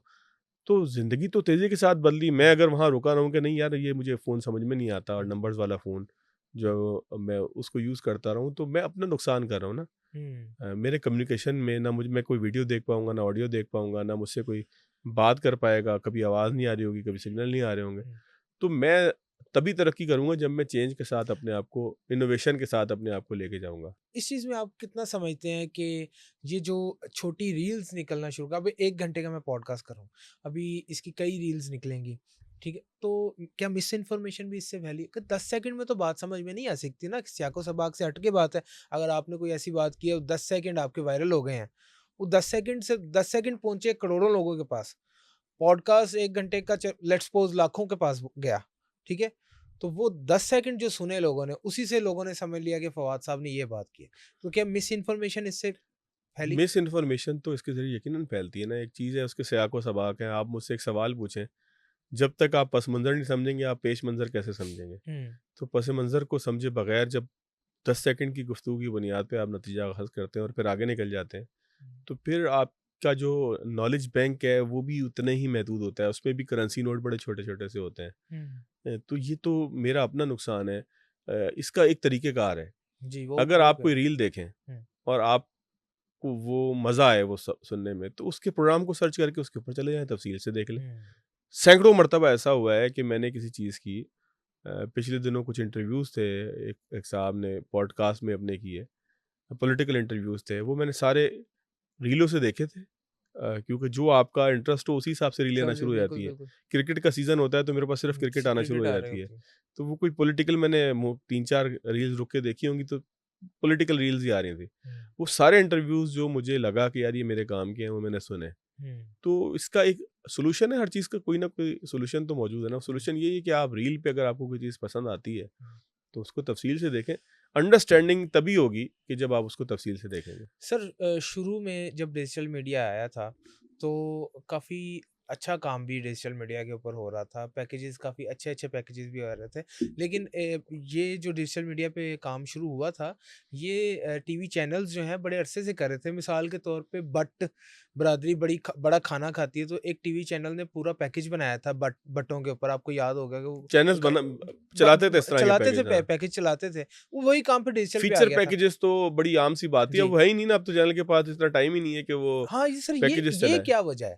क्योंकि ये बड़े शौक से लोग देखते थे। अगर मिसाल के तौर पे जारा पहलवान का अखाड़ा है, उसके ऊपर फीचर पैकेज एक बनाया है, टीवी चैनल को चलाना चाहिए, लेकिन अब क्यों नहीं चलाता टीवी चैनल? असल में अब देखिए, एक तो ये है कि टीवी चैनल ने हेडलाइंस अपनी बड़ी कर दी। हुँ, अब अगर आपका बुलेटिन इन हुआ था 11 बजे मिसाल के तौर पे, बल्कि 12 बजे आमतौर पे सब में बुलेटिन है ना, आमतौर पे टीवी चैनल में 10 बजे बुलेटिन है, 12 बजे बुलेटिन है, फिर 3 बजे बुलेटिन है, फिर 6 बजे बुलेटिन है, फिर 9 बजे बुलेटिन है, फिर दोबारा रात 12 बजे का बुलेटिन है। ये आमतौर पे चैनल्स में इसी औकात में अब 22-22, 24-24, 26-26 मिनट तक हेडलाइंस जाती हैं। हेडलाइन्स आती और बिल्कुल। ये क्यों जाती हैं? क्यों वजह क्या है? ये इसलिए जाती हैं कि आपको डिजिटल मीडिया के ऊपर जो है वो तेज़ खबर सुनने की आदत हो गई है। आदत हो गई है। कुछ चैनल्स ऐसे थे जिन्होंने अपने चैनल, मिसाल के तौर पे आपका चैनल ना एक, हुँ, एक तेज़ के नाम से पूरा चैनल लॉन्च कर दिया था।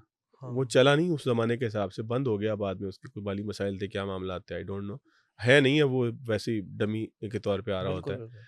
लेकिन तेज़ के नाम से शुरू हो गए थे, एक्स्ट्रा के नाम से जो है वो बुलेटिन शुरू हो गए थे। हाँ जी, बिल्कुल। वजह ये है कि जब सोसाइटी में चेंज आई थी, चैनल्स ने भी सोचा कि हमें क्या करना चाहिए। हुँ, अब चैनल्स को ये पता लगा है कि यार लोग ना खबर की तफसील जिसने देखनी है वो खुद ढूँढ के देख लेगा। लोगों को क्वांटिटी चाहिए। हुँ, वरना अगर आप रूटीन में जाएँ, आज से 10 साल, 5 साल पहले के चैनल्स की बुलेटिन्स में जाएँ, तो चैनल के बुलेटिन में अगर 12 बजे है तो 12 बज के 7 मिनट पे, 5 मिनट पे हेडलाइंस खत्म हो गई। हुँ, ब्रेक आया और उसके बाद जब खबरें शुरू हुई तो फिर तफसीली खबरें थीं, उसमें फिर पैकेजेस भी हुए। अब आम तौर पर अगर आप देखें एवरेज पाकिस्तान में, तो 33 मिनट से लेके 38 मिनट तक, बहुत बढ़ गया तो 40 मिनट तक का कंटेंट है, कंटेंट है बिल्कुल। ठीक है? अब इस दौरान आपने 22-25 मिनट की अगर हेडलाइंस कर ली, अब तकरीबन सारे चैनल यही कर रहे हैं, हुँ, तो आपके पास बचते ही 15-20 मिनट हैं। हाँ, उसमें कुछ खबरें होंगी जिनकी आप तफसील बताएँगे, और कुछ तो पैकेज कहाँ चलेगा? पैकेज है। 2 एक बीपर आप कर लेंगे। हाँ। मैं उसके ऊपर भी अब बात करूँगा, बड़ी कंट्रोवर्सी खड़ी हुई है। ये बीपर का काम भी ना बड़ा फरमाइशी किस्म का, हमारे रिपोर्टर दोस्त बड़े नाराज़ होंगे। हुँ, हुँ। ये बीपर मुझे करना चैनल्स के अंदर ये फरमाइशी प्रोग्राम है। मुझे पता है। बीपर की ज़रूरत ही नहीं है। हुँ, ट्रेनिंग का भी एक बड़ा फुकदान है टीवी चैनल्स के अंदर। मैं तमाम रिपोर्टर्स भाइयों से कहता हूँ, नाराज़ ना होना, मेरी बात ज़रा सुन लें। आप जो न्यूज़ रूम को प्रेशर देके बीपर करवाते हैं, वो बीपर बुनियादी तौर पर आपका एक पार्टी भुगताओ किस्म का प्लान होता है। हाँ। क्योंकि आप बीपर में वही बात पढ़ रहे होते हैं कि जो ओसीवीओ के अंदर एंकर पढ़ चुका होता है। यानी कि एक खबर आपने फाइल की, उस पे आपका बीपर आया, उसी बीपर के ऊपर आपने वही सारी बात जो एंकर पढ़ चुका था, वही आपने रिपीट वो कर दी। ताल्लुक निभाने के लिए, खुश करने के तो लिए। आपने बीपर के लिए जो है वो चैनल की स्क्रीन को 2 मिनट, डेढ़ मिनट ऑक्यूपाई रखा, और आपका सिफारशी बीपर आप बड़े ख़ास होंगे किसी न किसी के, हुँ, या वैसे ही कल्चर है, कितने बीपर किए, कितने भी कितनी करके। विंडोज़ बनाई। ये न्यूज़ रूम के अंदर भी कल्चर है ना। हुँ, न्यूज़ रूम में भी कल्चर है कि विंडोज़ कितनी बनाई, विंडोज़ कितने। कितने लोगों को लाइव लिया, ये परफॉर्मेंस है उनकी, और कितनी दफ़ा ब्रेकिंग हुई। ये ब्रेकिंग के नाम पे न्यूज़ चैनल्स ने बड़ा हुँ, जो है वो जुल्म किया कि एक हिजान बर्पा कर दिया, फट्टे ही फट्टे बज रहे हैं। हाँ, हाँ, हाँ। क्योंकि हर डायरेक्टर न्यूज़ की, कंट्रोल न्यूज़ की जो है वो परफॉर्मेंस इसी बुनियाद पे तो गेज कितना होती थी फटे कि लगे। फट्टे कितनी दफ़ा उसने दिन में चलाए, बॉक्स कितनी दफ़ा घूमा। हुँ, अब वो थोड़ा-सा शुक्र है कम हुआ है, अब ब्रेकिंग को लोगों ने अलग कर दिया है, फौरी खबर को अलग कर दिया है। हुँ, थोड़ा-सा चैनल्स भी मैच्योर होते गए हैं, क्योंकि सोशल मीडिया ने जब तबाही का ज़िम्मा ले लिया तो चैनल ने कहा चलो हम अपने आप को ठीक कर लें। अब जो आपने बात की ना कि पैकेजेस क्यों नहीं होते, फीचर पैकेजेस नहीं होते, हुँ, या कोई किसी ने अनोखा काम कर दिया, वो खबर की ज़ीनत नहीं बनता। अब खबरों का फ़्लो जो है वो हेडलाइन में 20-25 मिनट तक वो निकल गया, 22 मिनट, 24 मिनट की हेडलाइन हो हुँ, गई, 18 मिनट की हेडलाइन हो गई। बाकी 4-6 बीपर निपटे, 2-4 खबरों के इन हाउस जो पैकेजेस बनाए हुए थे बड़े खूबसूरत फट्टों के साथ, वो चले। हुँ, तो कब वो पैकेज चलेगा कि जिसमें झारा पहलवान को दिखाया हुँ, जाए, या जिसमें जो है वो किसी और चीज़ की वजह से बात की जाए, तो अब टाइम ही नहीं है पूरे दिन के अंदर। मैं आपसे एक बड़े अहम मौजू पे बात करना चाहता हूँ। डिजिटल मीडिया की बात हो रही है, डिजिटल कंटेंट की बात हो रही है। डकी भाई मारूफ यूट्यूबर हैं सादुर रहमान, उन्होंने कल गालिबन एक व्लॉग किया, 52 मिनट का व्लॉग किया। उसमें उन्होंने रो-रो कर अपनी रुदात सुनाई। इससे पहले हम खबर ब्रेक कर चुके हैं एनसीसीआईए के हवाले से कि कैसे-कैसे एडिशनल डायरेक्टर सरफराज चौधरी ने रिश्वत ली और कैसे उनकी टीम ने सारा। सर, क्या अब इदारों पर एतमाद रहेगा लोगों का? पहले ये कब तो था? डकी भाई इतना मारूफ यूट्यूबर था, तो उसने उसके 10 मिलियन सब्सक्राइबर्स थे। तो जब वो सोशल मीडिया पे इस यूट्यूब पे आया तो लोगों ने उसका व्लॉग अब तक 15 मिलियन लोग देख चुके हैं। आम आदमी बहुत सारे ऐसे लोग हैं जिन जो अपनी रुदात नहीं सुना सके होंगे। इससे देखे ना इदारों को भी सोचना चाहिए कि उनकी अपनी साख बड़ी मजरू हुई है। ये जो काम हुआ ना डकी भाई वाला, बस आप समझ लें कि जो लोग भी थे ये तो वो थे केस थे ना कि जो सबके सामने आ गए। हुँ, ऐसे-ऐसे जुल्म के केस आपको मिलेंगे पुलिस से रिलेटेड, दीगर एजेंसियों से रिलेटेड, कि जहाँ पे लोगों की पूरी-पूरी पूँजी खा गए, जहाँ पूरे-पूरे जो है वो अ, मतलब एक शख्स के ऊपर एक ऐसी जगह पे एफआईआर हो गई जहाँ वो कभी ज़िंदगी में नहीं गया था। मैं आपको 2-3 वाक़यात सुनाता हूँ ज़ुल्म के। मैं आईजी सिंध हैं गुलाम नबी मेमन साहब, बड़ा अच्छा काम, रिटायर होने वाले हैं मेरा ख़्याल है, आज नहीं तो कल 1-2 दिन में रिटायर हो जाएँगे। मैंने उनसे भी एक दफ़ा ज़िक्र किया, मैंने कहा सर, जो काम पुलिस कर रही है ना वो करती रहे। मैं पूरी सोसाइटी को शायद चेंज की ख़्वाहिश ज़रूर रखूँ, चेंज होता हुआ ना देख पाऊँ। हुँ, सोसाइटी थोड़ी-थोड़ी करके चेंज होगी, लेकिन लोगों के ऊपर ज़ुल्म नहीं होना चाहिए। एक केस मैंने देखा कि एक बच्चे के ऊपर किसी ने मुझे इन्वॉल्व किया उस मामले में कि यार ये मसला हल करवा दें। मुझे पता लगा कि वो बच्चे की हवालगी का एक मामला था, हुँ, और बच्चे की हवालगी के उस मामले के अंदर कोर्ट में कुछ वकीलों ने पकड़ के ज़बरदस्ती उससे दस्तखत हुँ, करवाए उस नौजवान से रमज़ान के महीने में, और कहा कि तुम्हें वरना मीरपुर माथेलो की पुलिस गिरफ्तार करने आ जाएगी अगर तुमने इस पे दस्तखत ना किए। आ गया था। और बच्चे की हवालगी के उस केस में दस्तखत करवा के जो हवालगी बाप के हवाले हो गई थी, वो उसने माँ को दिया। वहाँ एक वकील ने उसके साथ एक हमदर्दी की, जब देखा कि ये रो रहा है, रमज़ान का महीना है, रोना शुरू हो गया है, तो उसने कहा यार हमारा तो ये काम ही है कि हम इस तरह से करें, हुँ, लेकिन तुम्हें एक सहूलत ये देते हैं हुँ, कि तुम जो है वो एक स्टाम्प पेपर लिख लेते हैं कि ये सारी बात हुई और किन शराइत के ऊपर बच्चे को जो ठीक। है वो माँ के हवाले किया जा रहा है। साथ ही उसमें उन्होंने एक तज़किरा किया है कि एक एफआईआर कटवाई गई है मीरपुर माथेलो थाने में, गन्ने की मशीन ख़रीदने के बाद 420 करते हुए पेमेंट ना करने की, और उसमें तुम्हें गिरफ़्तार करने घोटकी की या मीरपुर माथेलो की पुलिस आ गई है, हुँ, तो तुम्हें अब गिरफ़्तार नहीं करवाया जा रहा क्योंकि तुमने मुआहदा कर लिया है। और वो हम उसने ना स्टाम्प पेपर के अंदर उसका तज़किरा कर दिया। हुँ, बहरहाल के ज़रिए से मेरे पास वो केस आया, तो मैंने अपने दोस्त को कहा, उन्होंने एसएसपी साहब से बात की, बड़े अच्छे साहब थे एसएसपी। उनको मैंने एफआईआर भेजी, साथ मैंने स्टाम्प पेपर भी भेजा, और मैंने कहा कि आप इसकी सीडीआर चेक करा लें, ये बच्चा कभी कराची से बाहर ही नहीं गया। बाहर ही नहीं गया। और उसके ऊपर मीरपुर माथेलो के अंदर एफआईआर काट के उसके दबाव की बुनियाद पर एक फैमिली कोर्ट का फैसला हो गया। हुँ, तो मुझे एसएसपी साहब बड़े अच्छे आदमी थे, उन्होंने मुझे 2 ऑप्शन दिए। उन्होंने कहा आप कार्रवाई चाहते हैं या आप क्या चाहते हैं? क्या मैंने कहा जी चाहते मैं कोई कार्रवाई नहीं चाहता। मैं ये चाहता हूँ कि ये एफआईआर वापस ले ली जाए, हैं? इसको क्वैश करवा दें, इसको ख़त्म करवा दें। गर्मी का मौसम है, वो कहाँ मीरपुर माथेलो में गर्मी में रुलता फिरेगा। फिर वहाँ कितना उसका खर्चा आएगा, लाख सवा लाख रुपए लग जाएँ शायद। हुँ, तो यहाँ ये मुल्क ऐसा है कि मेरे छोटे भाई की गाड़ी चोरी हो गई, सही। और वो गाड़ी शांगला से मिल गई।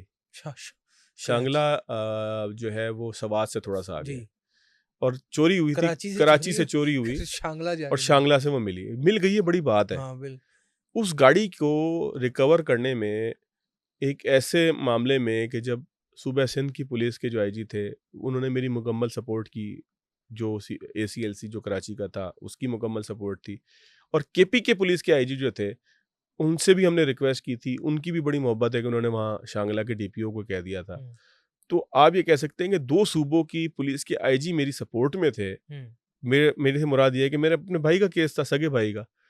उस 2 सूबों की पुलिस का खर्चा निकाल दें, यानी कि उन्होंने कोई हमसे पैसे नहीं माँगे या कोई ऐसी बात नहीं की। सही। उसके बावजूद 1.5 से 2 लाख रुपए, 2.5 लाख रुपए मेरे भाई के उस सारे प्रोसेस में, कोर्टों की फीस, ज़मानत, ये वो, गाड़ी वहाँ से लेके आना, 2 ढाई लाख रुपए का खर्चा हो गया। खर्चा हो गया। तो इससे बड़ा सोसाइटी में क्या ज़ुल्म होगा कि एक गाड़ी आपकी चोरी होती है, चोरी और उसको लेने के लिए आपके ही 2.5 लाख लग ढाई जाते हैं, और लाख इसमें कोई रिश्वत शामिल नहीं है। कहीं पर भी कोई पैसे शामिल नहीं है कि मुझसे किसी जगह ये पुलिस ने सिर्फ पैसे मांगे हैं। खर्चा है आने जाने का। तो डकी भाई का जो केस जो आपने बात की, अब रजब भट्ट साहब भी तशरीफ लाएंगे, फिर जी उनके साथ भी अब उनके केस होगा। डकी भाई से मैं इख्तलाफ करूंगा। डकी हम्म, भाई का कंटेंट बड़ा वाहियात था। हाँ, फैमिली व्लॉगिंग के नाम पे जो नई नस्ल को वो दिखा रहे थे और जो रजब भट्ट साहब दिखा रहे थे, हम्म, और जिस तरीके से बच्चों के ज़हन ख़राब किए जा रहे थे, बच्चों के ज़हन ख़राब होते हैं, खराब होते हैं। एक चीज़ है ही नहीं, हम्म, एग्जिस्ट ही नहीं करती। ये मेरा 5 करोड़ का घर है, ये मेरी घड़ी है 45 लाख की। सर नई नस्ल ने तो यहाँ तक, लेकिन मैं आपको यहाँ एक अहम नुक्ते की तरफ लेके आना चाह रहा हूँ।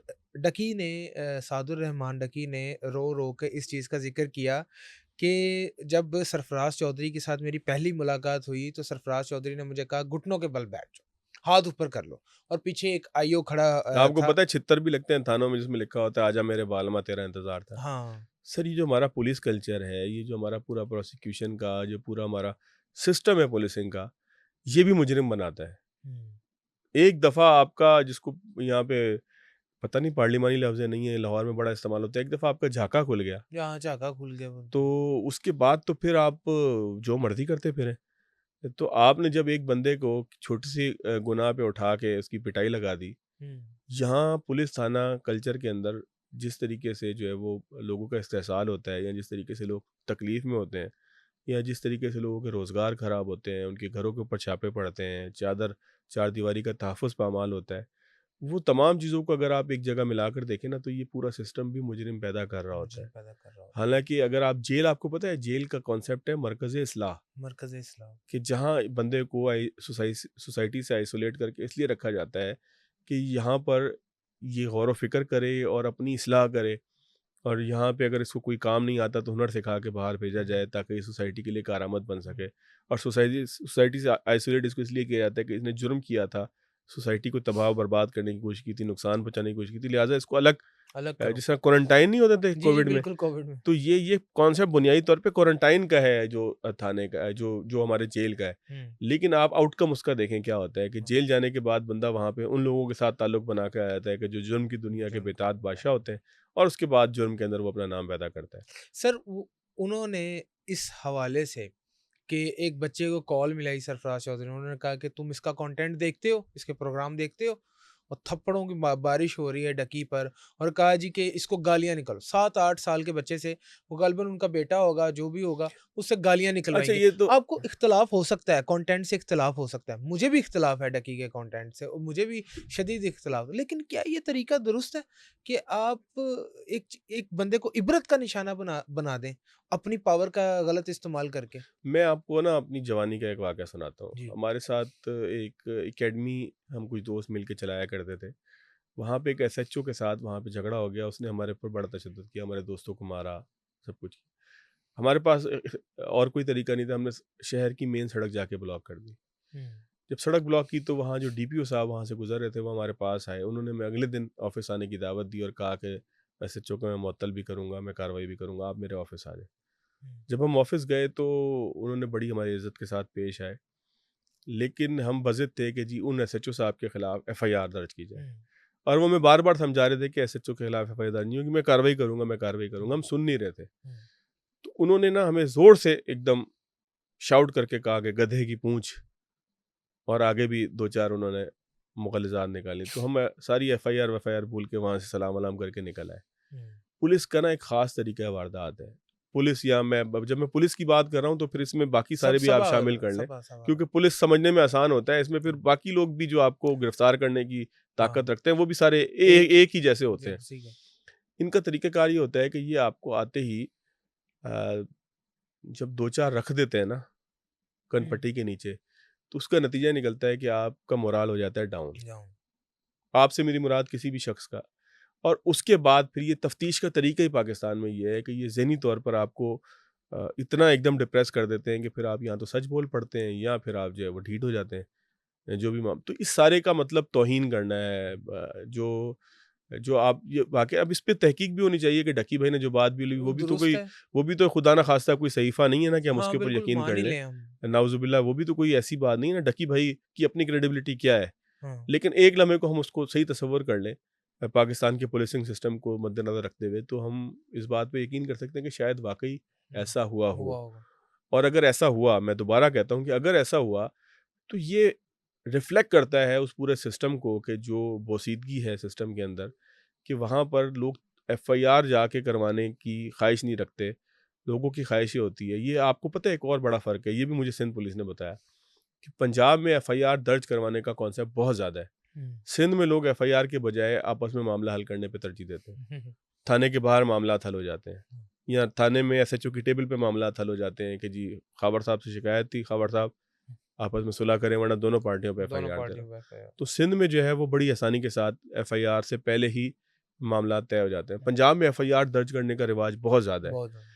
एफआईआर दर्ज होना, उसके बाद गिरफ्तारी का पुलिस के पास इख्तियार होना, ये तमाम चीज़ें जो है ना, जो हमारा पुलिस का लॉर्ड मिकाले का लिखा हुआ जो निज़ाम है, लॉर्ड मिकाले एक साहब हुआ जी, करते थे बिल्कुल। जिन्होंने कवानीन लिखे, एजुकेशन का सिस्टम कैसा होगा, अंग्रेज़ों के जो लिखे हुए कवानीन, तो 1800 समथिंग का जो लिखा हुआ पुलिसिंग का सिस्टम है। उस रूल के अंदर तो ये भी है, फिर पुलिस रिफॉर्म एक्ट भी आया मुशर्रफ साहब के दौर में।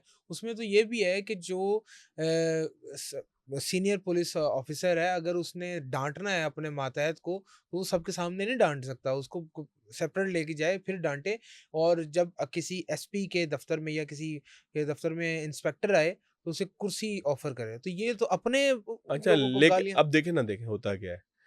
अ, आप जो कुछ कर रहे होते हैं ना, वो आपकी आपने ये बात बार-बार सुनी होगी कि यार फलाँ शख्स बड़ा ख़ानदानी था, हुँ, उसका बिहेवियर बड़ा मुख्तलिफ था। हुँ, ये ख़ानदानी होना और ये बिहेवियर मुख्तलिफ होना और ये ख़्याल करना और गुफ्तगू के अंदर जो है वो, या तमीज़ तहज़ीब करना या डाउन टू अर्थ होना, ये तमाम ख़ुसूसियात कब पैदा होती हैं? ये आपके बैकग्राउंड को बता रही होती हैं कि आप किस बैकग्राउंड से आए हैं। आप जिस ख़ानदान से होंगे, जो आपने बचपन में देखा होगा, मैं किसी नेगेटिव उसमें बात नहीं कर रहा। जो आपने बचपन में अपने देखा होगा, अपने बाप को अगर आपकी आपसे मेरी मुराद एक मैं जनरल बात कर रहा हूँ, अगर जी। किसी ने अपने बाप को माँ के ऊपर हाथ उठाते हुए देखा होगा, तो वो भी वही करेगा। वही, और वो भी अपनी बीवी के ऊपर हाथ वो भी उठा। अपनी बीवी के ऊपर हाथ उठाएगा, वो अपनी बहनों पे पहले हाथ हुँ, उठाएगा। उसको जहाँ मौका मिलेगा वो सब कुछ करेगा। हुँ, जो आपने अपने वालिद का बिहेवियर देखा होगा, मैंने अपने वालिद को बड़ा मोहतरम देखा अपनी वालिदा के साथ। हुँ, अब मैं चाहूँ भी तो मैं उस बिहेवियर से निकल नहीं सकता, क्योंकि जो मैंने देखा होता है मेरे लिए वही मेरी जो है वो पूरी की पूरी एक लाइफ़ का एक जी, पिलर बिल्कुल। बनता है, एक मशाल राह बनता है। पाकिस्तान में बदकिस्मती ये है कि जो सीनियर अफ़सरान हैं वो जूनियर्स की बड़ी तज़लील करते हैं। जो पीएसपी रैंक के अफ़सरान हैं वो रैंकर्स को या छोटे जो पुलिस वाले हैं उनकी बड़ी तौहीन करते हैं। हुँ, ये पूरा एक तौहीन का एक सर्किल होता है, जो फिर मुकम्मल होता है एक आम आदमी के ऊपर। ठीक। कि पुलिस वाला फिर उसके साथ वैसे ही बिहेवियर बिहेवियर करता है। हुँ, अब तो बहुत भी पुलिस के बिहेवियर के अंदर फ़र्क आ गया है पिछले काफ़ी अरसे में।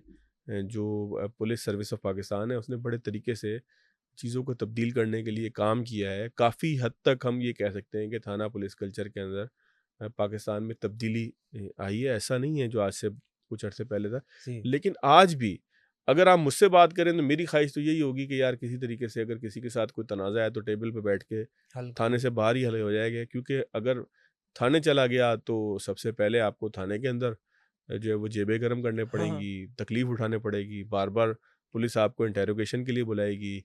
गिरफ्तारी भी अगर लगती हो किसी शक पे तो वो भी होगी, फिर अदालत केस जाएगा, अदालत में आप वकीलों के पीछे भागेंगे, फिर वहाँ पे आपको क्या मिलता है, क्या नहीं मिलता वो भी कुछ श्योर नहीं है। सिविल केस पाकिस्तान में हद तक इज़्ज़त के केस इनके ऊपर फैसले ही नहीं होते। फैसले नहीं होते तो बिल्कुल। इसलिए लोग हद तक इज़्ज़त तो मसला ही किसी का नहीं हाँ, है।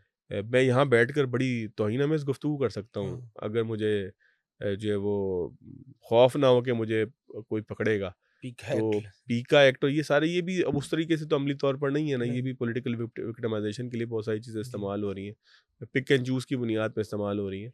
इस ये लंबी बहस है कि क्या हो हुँ, रहा है, क्या नहीं हो रहा है, लेकिन पाकिस्तान में कवानीन चूँकि हद तक इज़्ज़त के उस तरीके से हैं नहीं, हुँ, लिहाज़ा कोई चीज़ किसके खिलाफ कहाँ पे छापनी है, ये तो सोशल मीडिया ने आके तो बिल्कुल ही काम तबाह बर्बाद कर दिया कि आप किसी के ऊपर भी कोई इल्ज़ाम लगा लेते।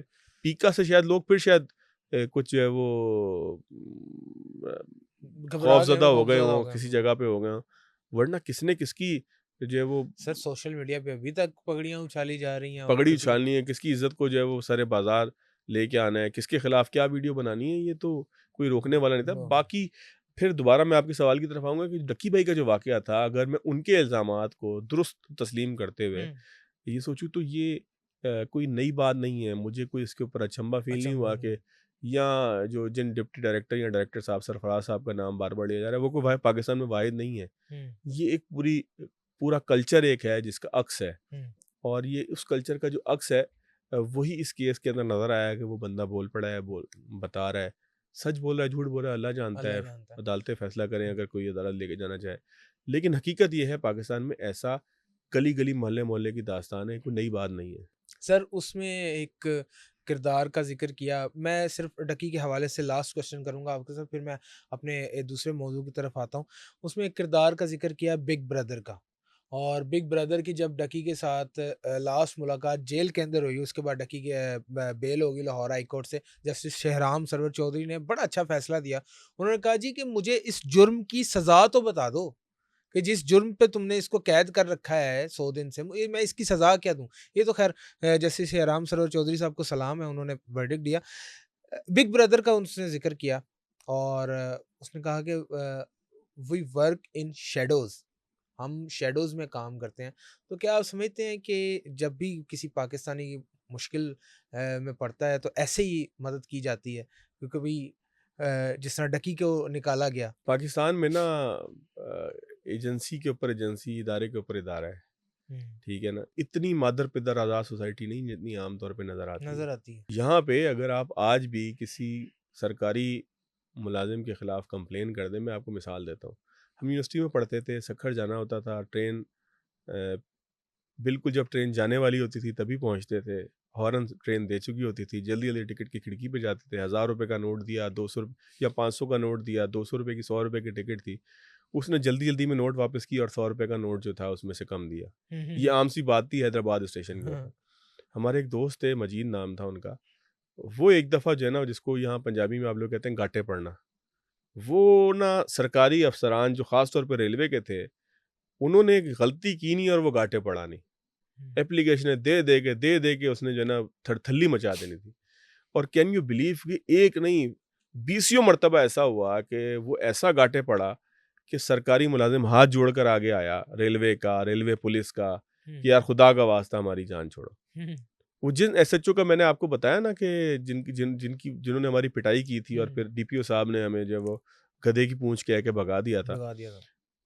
उन एसएचओ के खिलाफ हमने दरख्वास्त जो दी थी डीपीओ साहब को, डीपीओ साहब ने मार्क कर दी थी आरपीओ को, क्योंकि वो किसी और ज़िले के थे। आरपीओ साहब ने मार्क करने के बाद उसके ऊपर इन्वेस्टिगेशन ऑफिसर बिठाया, और कैन यू बिलीव कि उस एसएचओ साहब ने, कि जो फ़िरौनियत की इंतहा पर पहुँचे हुए थे, जिन्होंने नौजवान बच्चों को बिला वजह इसलिए छोड़ दिया कि उनके रास्ते में विकेट क्यों आ गई, हुँ, और जिनका डीपीओ साहब भी कुछ नहीं कर सकते थे क्योंकि किसी और उसके थे, ज़िले के थे, रीजनल उसके ठीक नीचे है। आते थे। तो कैन यू बिलीव के उन साहब ने हमसे माफ़ी सिर्फ़ इसलिए माँगी, बाकायदा माफ़ी-तलाफ़ी का इंतज़ाम हुआ, वो एसएचओ साहब आए, उन्होंने माज़रत की, मिठाई खिलाई, गले लगे, क्योंकि हमने उनके खिलाफ़ कानूनी कार्रवाई इस तरह से शुरू की थी कि एप्लीकेशनें देना शुरू कर दी थी, अपना हक़ माँगना शुरू कर दिया था। वाह! अगर आप आज भी, मैं बिलीव करता हूँ, इतना पोसीदा निज़ाम नहीं है पाकिस्तान का हाँ। जिस तरह से, ये मायूसी की बातें नहीं करनी चाहिए। हुँ, हम ये कहें कि जी पाकिस्तान में कुछ नहीं है, रूल ऑफ़ लॉ नहीं है, पाकिस्तान तबाह हो गया, बर्बाद हो गया, बहुत से मुल्कों से बहुत बेहतर है। बहुत बेहतर है। आप अगर अपने हक़ को पहचाने ना, मैं गारंटी के साथ कह रहा हूँ, आप अपने हक़ को पहचानें, स्टैंड लेने की कोशिश करें, आप अगर हक़ पे हैं, दुरुस्त बात करने की कोशिश करें, आपको हक़ मिलता है। हुँ, तो यहाँ पर पाकिस्तान में ऐसा है कि बहुत से इदारे, मुख्तलिफ़ इदारों की परफ़ॉर्मेंस और मुख्तलिफ़ इदारों के अंदर जो होने वाली बेज़ाब्तियाँ हैं, उसके हवाले से काम कर रहे होते हैं, रिपोर्ट्स बन रही होती हैं। रिपोर्ट्स जो है वो, अब ओवरसीज़ पाकिस्तानियों के प्लॉट खा जाना, ये पाकिस्तान में आम-सी बात हुँ। थी। हाँ, बिल्कुल। ये आम-सी बात थी, ओवरसीज़ पाकिस्तानियों का पैसा खा जाना, फ्रॉड लगाना वो उनके साथ। चारदीवारी करके भी अच्छा, जाते थे क्योंकि तो वो बैठे हुए हैं, मिसाल के तौर पे कोई यूके बैठा है, कोई ऑस्ट्रेलिया बैठा है, कोई जो है वो अमेरिका में बैठा हुआ है। हुँ, उसने कहा यार मैंने 30 लाख का मेरा प्लॉट खा गया तो खा गया, इससे ज़्यादा मैं तुम्हें हमारे विक्टिम हाँ, फैमिली में है हाँ, किसी। ये सैकड़ों आपको मिलेंगे हाँ। ओवरसीज़ पाकिस्तानी। पिछले दिनों की बात है, ये जो बिग ब्रदर थे, हुँ, मुझे इनके भी कुछ केसेस पता लगे कि इन्होंने किस तरीके से जो है वो ओवरसीज़ पाकिस्तानियों को हक दिलाया।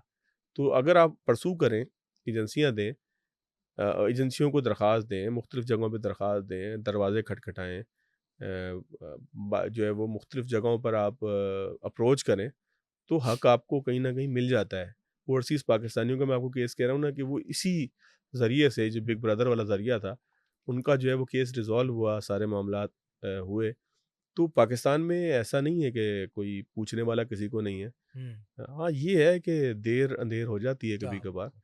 तो कुदरत के यहाँ ना देर ज़रूर हो सकती है, अंधेर नहीं है। अंधेर नहीं है। पाकिस्तान में भी अगर आप लगे रहें तो ये ऐसी बातें ज़रूर आपको सुनने को मिलेंगी। अब अदालतों के केस के ऊपर तो किसी का इख्तियार नहीं है ना।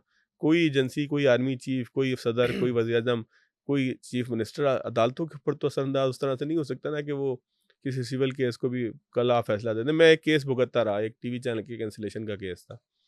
कैन यू बिलीव के 2013 से लेके 2025 12 जुलाई को मुझे उसका फैसला मिला। एक सिविल केस 12-15 साल तक कोर्टों के अंदर लगा रहा। और अभी अब 2025 के अंदर आपका 2025 में मुझे सिंध हाई कोर्ट से फैसला मिला और फिर मुझे पता लगा कि जिस इदारे के खिलाफ वो केस था, वो सुप्रीम कोर्ट चला गया।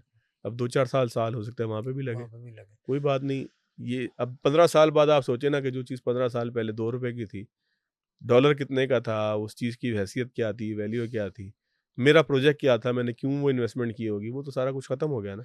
अभी आप क्या एज़ सीनियर जर्नलिस्ट हैं और आपको काफ़ी सुना जाता है। क्या मशवरा देना चाहेंगे कि इदारा तो जो बदनाम होना था, डकी वाले मामले में हो गया। क्या अब इस इदारे को परस्यू करना चाहिए किसी को या इस इदारे को क्लोज़ कर देना चाहिए एनसीसीआईए को या इसे इनकी तरफ से कोई पब्लिक रिलेशन कैंपेन होनी चाहिए, बताना चाहिए। कैफ़रे किरदार तक तो पहुँचना चाहिए ना, इन्वेस्टिगेशन होनी चाहिए सारे मामले के कै इन जो मुजरिम हैं एनसीसीआईए के, उन्हें कैफ़रे किरदार तक तो पहुँचना चाहिए। कोई ना कोई एग्ज़ाम्पल तो सेट करनी चाहिए। क्या एग्ज़ाम्पल सेट करें? एग्ज़ाम्पल देखें, बात ये है कि ऐसा नहीं होगा कि पूरा इदारा ही ये काम कर रहा हो। साइबर क्राइम जितने पाकिस्तान में हो रहे हैं, आप रोज़ाना हम किसी न किसी मैं अभी आपको अपने मोबाइल में 50 मैसेज ऐसे दिखाऊँ कि जी आपका इनाम निकला है। अभी आजकल कोरियर सर्विस का बड़ा एक फ्रॉड हाँ जी, चल रहा है। बिल्कुल। वो फ्रॉड ये चल रहा है कि जी वो कोरियर आपका आया है, व्हाट्सएप मैसेज करते हैं वो। जल्दी से आप जो है ना वो कोड दे दें। हुँ, वो कोड नहीं होता, वो आपका व्हाट्सएप उनके पास हैक होके चला जाता है, जी। उसके बाद वो पैसे माँगते हैं। मैं उम्रे पे अभी गया हुआ था 15 दिन पहले, तो मेरे नाम से एक प्रोफ़ाइल बन गया और हमारे इदारे के जो चेयरमैन हैं, उनके ड्राइवर का मुझे फ़ोन आया कि सर खैरियत से हैं? मैंने कहा हाँ जी बताएँ, दुआ करेंगे क्या उसने कहा सर दुआ कीजिएगा मेरे लिए। साथ ही कहने लगा सर कोई पैसों की ज़रूरत थी क्या? मैंने कहा यार तुमसे तो नहीं माँगूँगा बेचारे, तुमसे पैसे तो नहीं माँगूँगा ना यार। माँगूँगा मैं। उसने कहा सर वो मुझे मैसेज आया हुआ है कि वो आप को पैसों की फ़ौरी ज़रूरत पड़ गई है। अल्लाह! तो उसने मेरे नाम से आईडी बनाई। जैसे ही अच्छा एक और चीज़ मैं लोगों की मालूमात के लिए कहूँ, आप जैसे ही फ़ेसबुक पे चेक इन डालते हैं ना, एक तो अननोन आईडीज़ जिनको आप ना जानते हैं, उनको अपने फ़ेसबुक पे ऐड ना ऐड करें। ना करें। क्योंकि यही वो लोग हैं कि जो स्पाई कर रहे हैं आपके फ़ेसबुक को। आप जैसे ही डालते हैं कि आप चेक इन डालते हैं कि ट्रैवलिंग टू जेएफके न्यूयॉर्क, वैसे ही आपके नाम से एक आईडी बन जाती है। हुँ। वैसे ही जो है वो फ़ौरी तौर पर लोगों से पैसे माँगने और बेचारे आज के दौर में भी मैं खुद भी सोचता हूँ कि अगर आप कॉन्शियसनेस में ना हो ना, मैं रात सो के उठूँ या मैं भी आपसे बात कर रहा हूँ, हुँ। इस दौरान मैं फ़ोन उठा के देखूँ और उस फ़ोन के ऊपर किसी का मैसेज आया हुआ हो और हम जल्दी-जल्दी में मैं ये करूँगा ना ओके लिख दूँ, हुँ। हाँ लिख दूँ, नहीं लिख दूँ, तो इंसान कब किस कैफ़ियत में है, कब वो फ्रॉड का शिकार हो जाए पता ही नहीं लगता। पता नहीं लगता बिल्कुल। कितनी तेज़ी के साथ जो है वो उसके अकाउंट से सारा पैसा चला जाए, उसकी किसी एक छोटी-सी गलती की वजह से किसी लिंक कई दफ़ा ऐसा हुआ है सब कुछ जानने के बाद अभी पिछले दिनों की बात है मेरे पास एक लिंक आया कि आपका पार्सल आया है, ये बिल्कुल इब्तिदा की बात है जब ये पार्सल वाला फ्रॉड सही। शुरू हुआ, कि आपका पार्सल आया है और पाकिस्तान पोस्ट ने अच्छा पार्सल आना था, हुँ। पार्सल वाक़ई आना था, आना मैं आना वेट भी में था, था। वेट पे था आप। तो आप जो है ना जल्दी से इसको भर दें। तो मैंने सारी मालूमात उस फॉर्म के ऊपर भर दी, एक लिंक था। तो उसने जब मुझसे क्रेडिट कार्ड की डिटेल्स माँगी तो मैंने देखा कि पेमेंट ₹100 सिर्फ़ माँग रहा है और ओके। कस्टम ड्यूटी ₹100 क्यों माँग रहा है? मैं एकदम गौर से किया, मैंने उसका लिंक निकाला, लिंक निकाल के गूगल पे डाल के चेक किया कि कितना ये हेल्दी है, तो पता लगा हेल्दी भी पूरा है, बिल्कुल ठीक है। हुँ। लेकिन मैंने ना वहाँ पे रुक गया, जब फाइनेंशियल डिटेल्स के ऊपर तो कम से कम हमें रुक जाना चाहिए रुक ना, जाना चाहिए। तो फाइनेंशियल डिटेल्स पे मैं रुक गया। जब मैंने बाद में देखा तो तहकीकात मज़ीद की तो पता लगा कि वो एक फ़िशिंग स्कैम था और उन्होंने जो है ना हुँ। उसके थ्रू मेरी फाइनेंशियल्स की सारी मालूमात स्टील कर लेनी थी। हुँ। उसके बाद जो मर्ज़ी होता रहता। गलती हम लोग करते हैं। अब बात आपने की एनसीसीआईए की, ये इदारा बुनियादी तौर पर साइबर क्राइम्स की रोकथाम के लिए। National cyber crime investigation agency. अब ये ज़रूर है कि एक गंदी मछली सारे तालाब को गंदा कर देती है। तो इदारे को भी सोचना चाहिए कि अपने गंदी मछलियों को कैसे पकड़ें, खुद एहतसाबी का एक अमल होना चाहिए। लेकिन इसकी बुनियाद पे इदारा बंद कर दें, अगर आप इदारा बंद कर देंगे तो ये स्कैमर्स को छूट मिल जाएगी, छूट मिल अगर जाएगी। आप इदारा बंद कर देंगे तो कोई किसी के खिलाफ कुछ भी कहेगा उसको पकड़ने वाला कोई नहीं होगा। अगर आप ये इदारा बंद कर देंगे, मतलब चीज़ को ठीक करना सॉल्यूशन है। बंद करते जाएँ तो फिर शायद पूरा पाकिस्तान बंद हो जाए। हम हुँ, सही करने के नाम पे अगर बंद करना शुरू करें, तो फिर पूरा पाकिस्तान बंद, फिर तुम अदालतों को बंद करना शुरू कर दें। ये देखें बगैर कि अदालतों के ऊपर क्या लोड है, उनके ऊपर क्या प्रेशर है, कितने जजेस हैं और उनको कितना ज़्यादा काम करना पड़ता है। तो बंद करना तो सॉल्यूशन नहीं है। हाँ, ये ज़रूर है कि इदारे को भी शायद ये मौका एक मिला है मिला है। कि वो एक, अच्छा कुछ चीज़ें नई होती हैं ना, जब चीज़ नई होती है तो वक़्त के साथ-साथ ही वो सीखती है। हुँ, फिर आप एक ऐसे कल्चर से निकल के आ रहे हो कि जहाँ पर जो है वो इस तरह से किसी का इस्तेहसाल कर देना कोई मसला ही ना हो। हुँ, तो मैं पर्सनली ये समझता हूँ कि एनसीसीआईए को भी एक मौका मिला है कि वो अपने आप को रिवाइव करें और ये देखें कि उनके पास अगर लोगों की ज़ाती मालूमात का एक्सेस होता है, हुँ, अगर वो किसी को गिरफ़्तार करते हैं और उसका मोबाइल फ़ोन जो है वो देखने के हकदार हैं, या हुँ, वो मोबाइल फ़ोन को जो है वो सीज़ करते हैं और उसको देखते हैं, लैपटॉप को सीज़ करते हैं, उसको देखते हैं। तो ऐसा भी हुआ है कि लोगों की पर्सनल मालूमात जो हैं वो किसी ने यूज़ की हैं, यूटिलाइज़ की हैं। ऐसे केसेस हमारे केसेज़ भी सुनने में आए सामने हैं। आए हैं, बिल्कुल। तो इन तमाम चीज़ों से देखें, आपको अल्लाह के यहाँ भी जवाब देना है, लोगों पे ज़ुल्म ना करें। हुँ, मैं ये नहीं कहता कि ये कोई इस्लामी या मदीना का एक माशरा है कि जहाँ पर जो है वो चोर के हाथ काट दिए जाएँ। हुँ, मौलाना सैयद अबुल आलम मौदूदी एक बड़े स्कॉलर हैं इस्लाम के, उन्होंने एक किताब लिखी। उसमें मैंने ये पढ़ा कि उन्होंने कहा कि अगर पाकिस्तान की सोसाइटी में चोर के हाथ काटे जाएँ तो इससे बड़ा ज़ुल्म कोई नहीं ज़ुल्म होगा। कोई नहीं होगा। अच्छा, अगर आप यहाँ तक पढ़ें तो आप कहें यार इन्होंने मौलाना साहब ने क्या बात लिख दी। हुँ, अच्छा, लेकिन अगर आप तफ़सील देखें तो उन्होंने कहा है कि उस हाथ काटने की सज़ा से पहले ज़रूरी है कि सोसाइटी के अंदर जो है वो अ, ज़कात का निज़ाम जी, हो, बिल्कुल। इंसाफ़ का निज़ाम हो, फिर वो कहत खैरात का निज़ाम हो, बिल्कुल, वहाँ पर जो है वो सोशल सिक्योरिटी का निज़ाम हो। ये सोशल सिक्योरिटी जो बरतानिया में, कनाडा में मिलती है, ये सोशल सिक्योरिटी इस्लाम से जो है वो अख़ज़ की गई है। सोशल सिक्योरिटी का निज़ाम हो। ज़कात का निज़ाम क्या है इस्लाम में? ज़कात का निज़ाम यही है ना कि आप अपने भाई की, अपने अपनी कम्युनिटी की कैसे मदद हुँ, करेंगे। तो उसके तो लिए आपको माल में से जो है वो ज़कात का हिस्सा देना अगर ये पड़ता है। वो एक कॉल भी है ना हज़रत अली का कि अगर हाकिम कोई शख्स रोटी चोरी करता है तो मैं चोर के हाथ नहीं काटूँ, मैं हाकिम के हाथ काटूँगा, जनाब, बिल्कुल। जनाब। तो ये भी एक है। अच्छा सर, फॉरवर्ड आगे चलते हैं अपने दूसरे मौजू की तरफ। ये डकी भाई वाला ज़रा कुछ ज़्यादा आ गया है, जो मैं आपसे आपको बुलाने का जो असल मकसद है। सर, आप कराची से हैं, कराची में आप पले-बढ़े, कराची में आप काम करते हैं, रहते कराची में हैं। सर, लाहौर में तो हम जब नलका खोलते हैं पानी आ जाता है, जब मतलब कि बिजली का कोई इतना इशू नहीं है। कराची के मसाइल क्या हैं? जब आधी रात को भी अगर हम निकलें तो हमें ये ख़तरा नहीं होता कि कोई मोबाइल स्नैच कर लेगा। हमें ये ख़तरा नहीं है कि हमारा बच्चा मेन हॉल में गिर के जा दुनिया से चला जाएगा। कराची के मसाइल क्या हैं सर? आपने ना दुखती रग को छेड़ा है। ये एक ऐसा मसला है, बड़े आराम से मैं पॉडकास्ट कर रहा था, आपने मेरी दुखती रग को छेड़ा है। बुनियादी तौर पर ना कराची का एक पूरा नोहा है और उस नोहे के अंदर जो है ना वो ज़ुल्म की एक पूरी दास्तान है। और ये इब्तिदा से है, निफ़ सदी का किस्सा है, 2-4 बरस की बात नहीं है।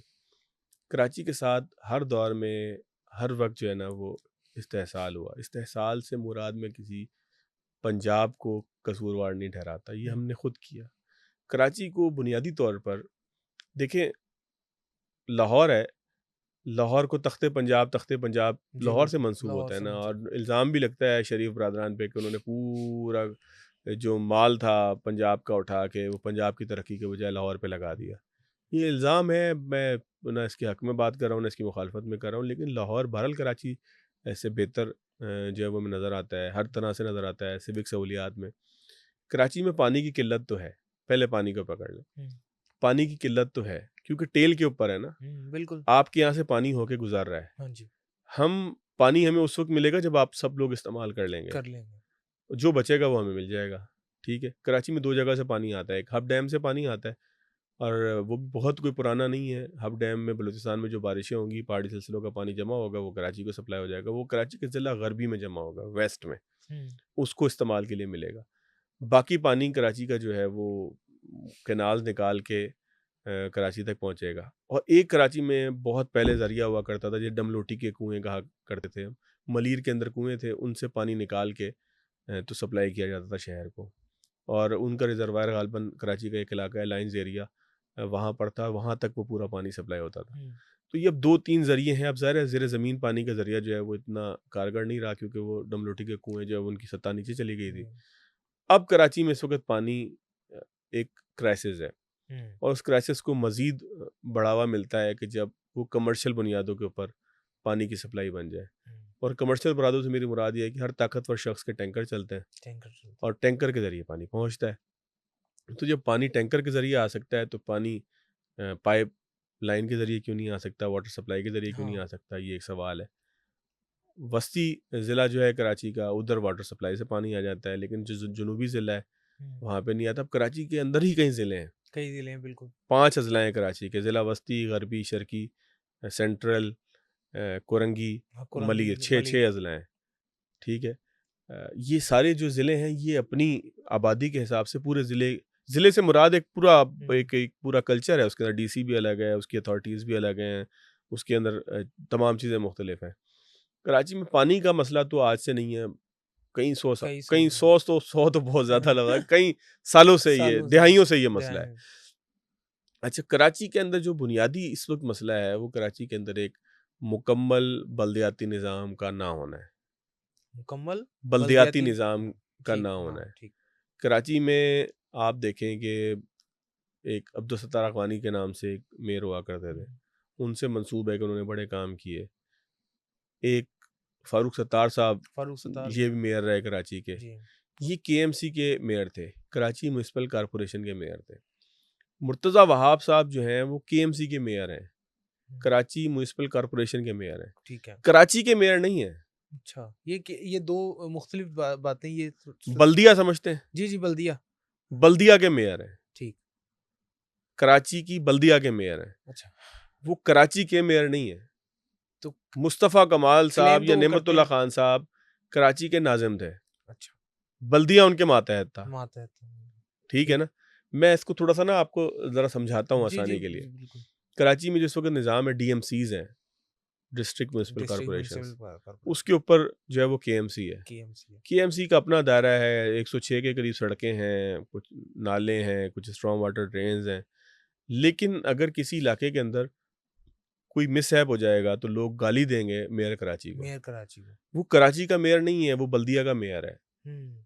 उसका ताल्लुक नहीं है कराची में किसी पुलिस। नहीं, वो क्लेम तो यही करते हैं कि मैं कराची का मेयर हूँ। सर वो क्लेम से मुराद, जब आप अमली तौर पर देखें, ये निज़ाम बनाने में खुद उनका भी बड़ा किरदार है, हुँ, क्योंकि वो वज़ीर आला सिंध के लीगल एडवाइज़र हैं। कानून साज़ी आज का मैं नहीं कह सकता, लेकिन आज से पहले जो कानून साज़ी सीएम सिंध को लीगल एडवाइस देने वाले हुँ, बैरिस्टर मुर्तज़ा वहाब हैं। मैं हुँ, बैरिस्टर मैंने साथ इसलिए लगाया कि वो बैरिस्टर हैं। बैरिस्टर हैं। तो बैरिस्टर मुर्तज़ा वहाब की मर्ज़ी से कानून साज़ी होती है। इसी कानून साज़ी के लिए एक बहुत तवील धरना जो है वो सिंध असम्बली के बाहर उनकी जो मुखालिफ पार्टी है जमात इस्लामी, उन्होंने दिया। मेरा ख़्याल है कुछ 30-40 दिन, 50 दिन चला या कितने, बहुत दिन चला। बारिश भी हो गई उसमें, सर्दी भी बड़ी आ गई। हुँ, ये दिसंबर का महीना था। बड़ा तवील एक ठीक। धरना था कि जो बल्दियाती निज़ाम के हवाले थोड़ा-सा से था था कि उसके बाद। बल्दियाती निज़ाम को ठीक किया जाए। तो खुद मुर्तज़ा वहाब साहब और उनकी पार्टी ने बल्दियाती निज़ाम जो था वो उसको उस शक्ल में दिया कि जो लूला लंगड़ा बल्दियाती, अब शायद उनको भी हीट इसकी फ़ील हो रही हो, तकलीफ़ फ़ील हो रही हो। हुँ, मैंने मुर्तज़ा वहाब साहब का एक इंटरव्यू किया, पुरानी बात है, नई बात प्रोग्राम जिसका मैं तज़किरा किया उसके जी, बाद की, बिल्कुल। 18-19 की बात होगी। उस वक़्त मुर्तज़ा वहाब साहब तर्जुमान थे सिंध हुकूमत के, हुँ, और लीगल एडवाइस वो दिया करते थे मुराद अली शाह साहब को। ठीक। मुराद अली शाह साहब पसंद करते हैं मुर्तज़ा वहाब को, बिलावल हाँ, भुट्टो साहब पसंद करते हैं। ये बिलावल भुट्टो साहब की चॉइस है मुर्तज़ा वहाब। सही, सही दोनों उनका ठीक। मुर्तज़ा वहाब साहब को बिलावल साहब भी पसंद करते हैं, और सीएम सिंध मुराद अली शाह भी पसंद सही। करते हैं। और मुर्तज़ा वहाब कोई बुरा आदमी नहीं है, अच्छा, अच्छे नौजवान हैं। मैं जब ये कहता हूँ तो बहुत सारे लोग, मेरे दोस्त यार भी नाराज़ हो जाते हैं, क्योंकि एक मुखालिफ पार्टी है, वो हुँ, समझती है कि वो कोई अनफेयर मीन से मेयर बने हैं। वो एक हाँ, अलग बहस है, उसके ऊपर फिर ठीक। बात करना चाहेंगे ज़रूर कर लीजिएगा। लेकिन फिल हकीकत ये है कि मुर्तज़ा वहाब साहब बहुत बुरे आदमी नहीं हैं, नहीं है। अच्छे आदमी हैं, पढ़े लिखे नौजवान हैं, और नौजवानों को ही आगे आना चाहिए, क़यादत करनी चाहिए, और नौजवानों को ही फिर कराची के ही बॉर्न हैं, वो कहीं से पैराट्रूपर नहीं हैं। हुँ, सियासत में इनकी वालदा फ़ौज़िया वहाब साहिबा हुआ करती थीं। ये उनके फ़र्ज़ंद हैं। इनके वालिद साहब जो है वो पीटीवी से ताल्लुक़ रखते थे। ठीक। ठीक है? ये एक अच्छे घराने से ताल्लुक़ रखते हैं। कराची के मामलात को, मसाइल को समझते हैं। लेकिन उनको भी अब ये एहसास होता होगा कि जो निज़ाम दिया, जिसके अंदर पीएफसी यानी कि प्रोविंशियल फाइनेंस कमीशन नाम की कोई चीज़ नहीं थी, हुँ, माली तौर पर जो है वो सपोर्ट थी गवर्नमेंट की, दिल चाहा तो दे दी, हुँ, नहीं दिल चाहा तो नहीं दी। हुँ, ये जो निज़ाम वो लेकर आए, जिसमें पहले वसीम अख्तर साहब थे और उसको थोड़ा बेहतर करके एक्ट को जो है वो चेंज किया गया, यही उनके गले का फंदा बनेगा, ये उन्होंने शायद ना सोचा हो। हुँ, कराची को अगर कोई निज़ाम मिला, देखिए बुनियादी तौर पे बदकिस्मती क्या है पाकिस्तान की, कि एमएनए और एमपीएस के पास फंड्स होते हैं या उनकी ख्वाहिश होती है कि फंड्स हों जिससे वो काम करवाएं। ये कॉन्सेप्ट ही नहीं है पाकिस्तान में कि गली मोहल्लों में स्ट्रीट लाइट लगाने से लेके गटर का काम कराना और पानी की सप्लाई, ये काम बल्दियाती इदारों के हैं। हुँ, ये काम जो है वो एमएनए एमपीएस के नहीं है। ठीक। हैंडपंप लगा देना, असद उमर साहब ने लगाया था, तस्वीर भी खिंचवाई हाँ, थी। हैंडपंप लगा देना असद उमर साहब का काम नहीं था नहीं। इस्लामाबाद में। अच्छा, अच्छा। सड़क बना देना, पेवर ब्लॉक लगा देना, सड़क को पक्का करा देना, गटर के ढक्कन लगा देना, नालियों को पक्का करा देना, जो है वो बिजली की जो स्ट्रीट लाइट्स थी उसमें जो है वो लाइटें लगा देना, हुँ, उनके कनेक्शन ठीक करा देना, ये उनके काम नहीं है। मेयर ये के एमएनए एमपीएस के काम नहीं है, ये बल्दियाती इदारों के काम है। ये यूनियन काउंसिल की सतह पे जो नाज़मीन पहले हुआ करते थे, अब जो चेयरमैन के नाम से, ये चेयरमैन। उनके काम है। हुँ, जब उनके काम एक एमएनए एमपीए करने की कोशिश करेगा, कराची के अंदर जो सही निज़ाम जिसने कुछ अरसे काम किया, डिलीवर किया, वो नेमतुल्लाह खान और मुस्तफ़ा कमाल के दौर का ठीक। था। उसने भी इसलिए काम किया कि उस दौर के अंदर इख्तियारात जो थे वो इन लोगों के पास थे।